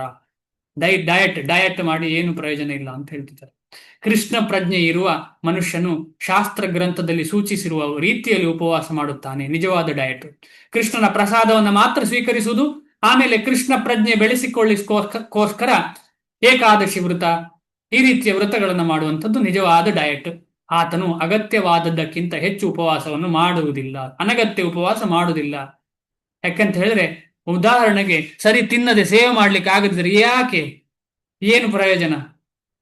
ಈಗ ಒಂದು ಹೊತ್ತು ಊಟ ಮಾಡಿದ್ರೆ, ಅಯ್ಯೋ ನಾನು ಊಟ ಮಾಡಲಿಲ್ಲ, ನಂಗೆ ಆ ಸೇವೆ ಮಾಡ್ಲಿಕ್ಕೆ ಸುಸ್ತಾಗ್ತದೆ ಅಂತ ಹೇಳಿದ್ರೆ, ಅದಕ್ಕಿಂತ ಊಟ ಮಾಡಿ ಸೇವೆ ಮಾಡೋದು ಒಳ್ಳೆದು. ಶ್ರೀಲ ಪ್ರಭುಪಾದರು ಜಯಾನಂದ ಪ್ರಭುಗಳಿಗೆ ಹೇಳ್ತಾರೆ. ಜಯಾನಂದ ಪ್ರಭುಗಳು ಎಲ್ಲ ಡಿವೋಟೀಸ್ ಹೇಳ್ತಾರಂತೆ, ನೀವು ಸ್ವಲ್ಪ ಕಮ್ಮಿ ತಿನ್ನಿ, ತುಂಬಾ ಜಾಸ್ತಿ ತಿಂತಾ ಇದ್ದೀರಿ ನೀವು ಅಂತೇಳಿ. ಯಾಕೆಂತಂದ್ರೆ ಅವರು ಒಮ್ಮೆ ತಿನ್ನುವಾಗ 10-12 ಚಪಾತಿ ತಿಂತಿದ್ರಂತೆ. ಹಾಗೆ ಅಂತೇಳಿ ಅವರು ಕಮ್ಮಿ ಮಾಡ್ಲಿಕ್ಕೆ ಹೇಳಿದ್ರು ಎಲ್ಲ ಭಕ್ತರು. ಯಾಕೆಂದ್ರೆ ನೀನ್ ಜಾಸ್ತಿ ತಿಂತಾ ಇದ್ದಿ, ಶಾಸ್ತ್ರದಲ್ಲಿ ಜಾಸ್ತಿ ತಿನ್ಬಾರ್ದು ಅಂತ ಹೇಳಿದೆ ಅಂತೇಳಿ. ಹಾಗೆ ಅಂತೇಳಿ ಅವ್ರು 2 ಚಪಾತಿ ತಿನ್ಲಿಕ್ಕೆ ಶುರು ಮಾಡಿದ್ರು. ಪಾಶ್ಚಾತ್ಯ ದೇಶದಲ್ಲಿರುವಾಗ 2 ಚಪಾತಿ. ಶ್ರೀಲ ಪ್ರಭುಪಾದರು ಒಮ್ಮೆ ಬಂದು ಕೇಳಿದ್ರಂತೆ, ಏನಾಯ್ತು, ನೀನು ಆ ಸೇವೆ ಮಾಡ್ತಿಲ್ಲಲ್ಲ? ಆಗ ಶ್ರೀಲ ಪ್ರಭುಪಾದರಿಗೆ ಅವರು ಹೇಳ್ತಾರೆ, ನಾನು ಈಗ ತಿನ್ನೋದು ಕಮ್ಮಿ ಮಾಡಿದ್ದೇನೆ ಪ್ರಭುಪಾದ್ರೆ, ನನಗೆ ಅದು ಮಾಡೋಷ್ಟು ಶಕ್ತಿ ಇಲ್ಲ ಈಗ ಅಂತ. ಆಗ ಪ್ರಭುಪಾದರು ಹೇಳಂತೆ, ಮೂರ್ಖ, ಹಾಗೆ ಮಾಡುದ ನೀವು? ಸರಿಯಾಗಿ ಚೆನ್ನಾಗಿ ತಿಂದು ಸರಿಯಾಗಿ ಇದು ಸೇವೆ ಮಾಡಬೇಕು ಅಂತ ಹೇಳ್ತಾರಂತೆ. ತುಂಬಾ ಇಂಪಾರ್ಟೆಂಟ್. ನಹಿ ಕಶ್ಚಿತ್ ಕ್ಷಣಮಪಿ ಜಾತು ತಿಷ್ಠತ್ಯ ಕರ್ಮ ಕೃತ್ ಅಂತ ನಾವು ಓದಿದ್ದೇವೆ. ಒಂದು ಕ್ಷಣ ಕೂಡ ಸುಮ್ಮನೆ ಕೂತ್ಕೊಳ್ಬಾರ್ದು ನಾವು. Empty mind is a devil's workshop ಅಂತ ಶ್ರೀಲ ಪ್ರಭುಪಾದರು ಇಂಗ್ಲಿಷ್ ಇಂದ ಹೇಳ್ತಾರೆ. ಅದ ಕಾರಣ ಎಂಟಿ ಆಗಿರ್ಬಾರ್ದು, ಸುಮ್ಮನೆ ನನಗೆ ಕೆಲಸ ಮಾಡ್ಲಿಕ್ಕೆ ಆಗಲ್ಲ, ಸುಮ್ಮನೆ ಕೂತ್ಕೊಳ್ಳೇಬಾರ್ದು. ಭಗವಂತನ ಸೇವೆಯಲ್ಲಿ ಸದಾ ತೊಡಗಬೇಕು. ಅದಕ್ಕೆ ಎಷ್ಟು ಬೇಕೋ ಅಷ್ಟು ಆಹಾರ ತಿನ್ಬೇಕು. ಆ ಸೇವೆಯನ್ನ ನಿಲ್ಲಿಸುವಂತ ರೀತಿಯಲ್ಲಿ ನಾವು ಉಪವಾಸವನ್ನ ಮಾಡಬಾರ್ದು. ಅಗತ್ಯವಾದದ್ದಕ್ಕಿಂತ ಹೆಚ್ಚು ತಿನ್ನುವವನು ನಿದ್ರೆ ಮಾಡುವಾಗ ಬಹಳ ಕನಸನ್ನು ಕಾಣುತ್ತಾನೆ. ಪರಿಣಾಮವಾಗಿ ಅವನು ಅಗತ್ಯವಾದಕ್ಕಿಂತ ಹೆಚ್ಚು ನಿದ್ರೆ ಮಾಡಬೇಕಾಗುತ್ತೆ. ದಿನಕ್ಕೆ 6 ಗಂಟೆಗಳಿಗಿಂತ ಹೆಚ್ಚು ನಿದ್ರೆ ಮಾಡುವವನು ನಿಶ್ಚಯವಾಗಿಯೂ ತಾಮಸ ಗುಣದಿಂದ ಪ್ರಭಾವಿತನಾದವನು. ಇದು ಟೈಮ್ ಅಂಡ್ ಸರ್ಕಮ್ಸ್ಟೆನ್ಸಿಗೆ ತಗೊಳ್ಬೇಕು. ಯಾರಿಗಾದ್ರೂ ಅನಾರೋಗ್ಯ ಇದೆ, ಅಂತ ಅನಾರೋಗ್ಯ ಇರುವವರು ಖಂಡಿತವಾಗಿ ಜಾಸ್ತಿ ಮಲ್ಕೊಳ್ಬಹುದು, ಹಾಗೇನಿಲ್ಲ. ಇಲ್ಲಿ ಹೀಗೆ ಬರೆದಿದ್ದು ಯಾಕೆ ಅಂತ ಹೇಳಿದ್ರೆ, ಶಾಸ್ತ್ರ ಅಂತ ಹೇಳಿದ್ರೆ ಹಾಗೆ ಹೇಳಬೇಕು. ಶಾಸ್ತ್ರ ಅಂತ ಹೇಳಿದ್ರೆ ಸಮಯ ಸಂದರ್ಭ ನೋಡಿ ಹೇಳುದಾದ್ರೂ ಕೂಡ ಅದನ್ನ ಸ್ಟ್ರಾಂಗ್ ಆಗಿ ಹೇಳಬೇಕು. ಸ್ಟ್ರಾಂಗ್ ಆಗಿ ಹೇಳಿಲ್ಲ ಅಂತ ಹೇಳಿದ್ರೆ ಎಲ್ಲರೂ ಓಕೆ, ಎಷ್ಟೊತ್ತು ಬೇಕಿರೋ ನಿದ್ದೆ ಮಾಡಿ ಭಕ್ತಿ ಮಾಡಬಹುದು. ಇಲ್ಲ, ಅದು ಯಾರಿಗೆ ಸಾಧ್ಯ ಇಲ್ಲ, ಯಾರಿಗೆ ಅನಾನುಕೂಲ ದೇಹದಲ್ಲಿ ಇದೆ, ಯಾರೊಬ್ರು ಟ್ರಾವೆಲ್ ಮಾಡಿ ಬಂದಿದ್ದಾರೆ ಅಂತೇಳಿ ನಿದ್ದೆ ಮಾಡಬೇಕು. ಇಲ್ಲ ಅಂದ್ರೆ ಜಪ ಮಾಡೋದು ನಿದ್ದೆ ಮಾಡ್ತಾನೆ ಅಷ್ಟೇ. ಈ ರೀತಿಯಲ್ಲಿ ನಾವು ನಿದ್ರೆಯನ್ನ ಬಿಡ್ಲಿಕ್ಕೆ ನಿಧಾನವಾಗಿ ಮುಂದೆ ಹೋಗ್ಬೇಕು. ಮುಳ್ಳನ್ನ ಮುಳ್ಳಿಂದಲೇ ತೆಗೆಯುವ ರೀತಿಯಲ್ಲಿ ನಾವು ಮುಂದೆ ಹೋಗ್ಬೇಕು. ತಾಮಸ ಗುಣದ ಮನುಷ್ಯನು ಸೋಮಾರಿ ಮತ್ತು ಬಹಳ ನಿದ್ರೆ ಮಾಡುವ ಪ್ರವೃತ್ತಿಯವನು. ಇಂತಹ ಮನುಷ್ಯನು ಯೋಗಾಭ್ಯಾಸ ಮಾಡಲಾರನು. ಶ್ರೀಲ ಪ್ರಭುಪಾದಕಿ ಜೈ. ತಾಮಸ ಗುಣದಲ್ಲಿ ಯೋಗ ಮಾಡ್ಲಿಕ್ಕೆ ಸಾಧ್ಯ ಇಲ್ಲ. ಆದ ಕಾರಣ ಯೋಗಾಸನಾದಿಗಳನ್ನ, ಒಳ್ಳೆಯ ಆಹಾರವನ್ನ ಭಗವಂತನ ಸೇವೆ, ಭಗವಂತನಿಗೆ ನಿಯೋಜಿಸಿ ನಾವು ಸ್ವೀಕಾರ ಮಾಡಿದ್ರೆ ನಾವು ಸತ್ವ ಗುಣಕ್ಕೆ ಬಂದು ಭಗವಂತನ ಸೇವೆಯನ್ನ ಇನ್ನು ಮಾಡ್ಲಿಕ್ಕೆ ಆಗತ್ತೆ. ಶ್ರೀಲ ಪ್ರಭುಪಾದಕಿ ಜೈ. ಸ್ವಲ್ಪ ಲೇಟ್ ಆಯ್ತು, ಪ್ರಶ್ನೆ ಇದ್ರೆ ಇರೋಣ, ಇಲ್ಲಂದ್ರೆ ಎಂಡ್ ಮಾಡೋಣ. ಹರೇ ಕೃಷ್ಣ ಪ್ರಭು, ದಂಡವತ್ ಪ್ರಣಾಮ. ದಂಡವತ್ ಪ್ರಣಾಮ. ಎಸ್ ಪ್ರಭುಜಿ, ಪ್ರಶ್ನೆ ಇದೆಯಾ ಯಾರಿಗಾದ್ರೂ? ಏನು ಪ್ರಶ್ನೆ ಇಲ್ಲ ಪ್ರಭು. ಓಕೆ, ಬೇರೆ ಯಾರಿಗಾದಿದ್ರೆ ಕೇಳಿ. ಸುಧೀರ್ ಪ್ರಭುಗಳೇ ಹೇಳಿ. ಹರೇ ಕೃಷ್ಣ ಪ್ರಭುಜಿ, ನಂದು ಪ್ರಶ್ನೆ ಏನಿಲ್ಲ, ಆದ್ರೆ ಮೊನ್ನೆ ಮಂಗಳೂರಲ್ಲಿ ನಾನು ಒಂದು ಪುಸ್ತಕ ಶ್ರೀ ಭಕ್ತಿ ರಾಘವ ಸ್ವಾಮಿಯವರ ಕೈಯಿಂದ ಒಂದು ಭಾಗ್ಯ ಸಿಕ್ಕಿತ್ತು ನನಗೆ. ಅದು ಬೃಂದಾವನ ಹಳ್ಳಿಗಳನ್ನು ನಿರ್ಮಿಸೋಣ. ಸೊ ಅದರಲ್ಲಿ ನಿಮ್ಮ ಅನುವಾದದಲ್ಲಿ ನಿಮ್ಮ ಹೆಸರು, ನಿಮ್ಮ ಪಾತ್ರ ಇದೆ ಅಂತ ಅದು ಗೊತ್ತಾಯ್ತು. ನಾನು ಓದಿದೆ ಅದರಲ್ಲಿ. ತುಂಬಾ ಚೆನ್ನಾಗಿ ಮೂಡಿ ಬಂದಿದೆ. ನಾನೀಗ 2ನೇ ಅಧ್ಯಾಯದಲ್ಲಿ ಇದ್ದೇನೆ. ಓದುದು. Hare Krishna. Thank you so much ಪ್ರಭುಗಳೇ. Thank you. ಸರಿ, ಎಂಡ್ ಮಾಡೋಣ. ಹರೇ ಕೃಷ್ಣ. ವಾಂಛಾಕಲ್ಪತರುಭ್ಯಶ್ಚ ಕೃಪಾ ಸಿಂಧುಭ್ಯೇವ ಚ ಪತಿತಾನಾಂ ಪಾವನೇಭ್ಯೋ ವೈಷ್ಣವೇಭ್ಯೋ ನಮೋ ನಮಃ. ಅನಂತ ಕೋಟಿ ವೈಷ್ಣವ ವೃಂದ ಕಿ ಜೈ. ನಾಮಾಚಾರ್ಯ ಶ್ರೀಲ ಹರಿದಾಸ್ ಠಾಕೂರ್ ಕಿ ಜೈ. ಜಗದ್ಗುರು ಶ್ರೀಲ ಪ್ರಭುಪಾದ ಕಿ ಜೈ. ಹರೇ ಕೃಷ್ಣ. ಎಲ್ರಿಗೂ ದಂಡವತ್ ಪ್ರಣಾಮ. ಹರೇ ಕೃಷ್ಣ ಪ್ರಭು, ಧನ್ಯವಾದ ಪ್ರಣಾಮ ಪ್ರಭು. ಧನ್ಯವಾದ. ಏನ್ ಮಾಡ್ತೀನಿ? ದಂಡವತ್ ಪ್ರಣಾಮ್ ಪ್ರಭುಜಿ. ಧನ್ಯವಾದ ಪ್ರಣಾಮ. ಹರೇ ಕೃಷ್ಣ.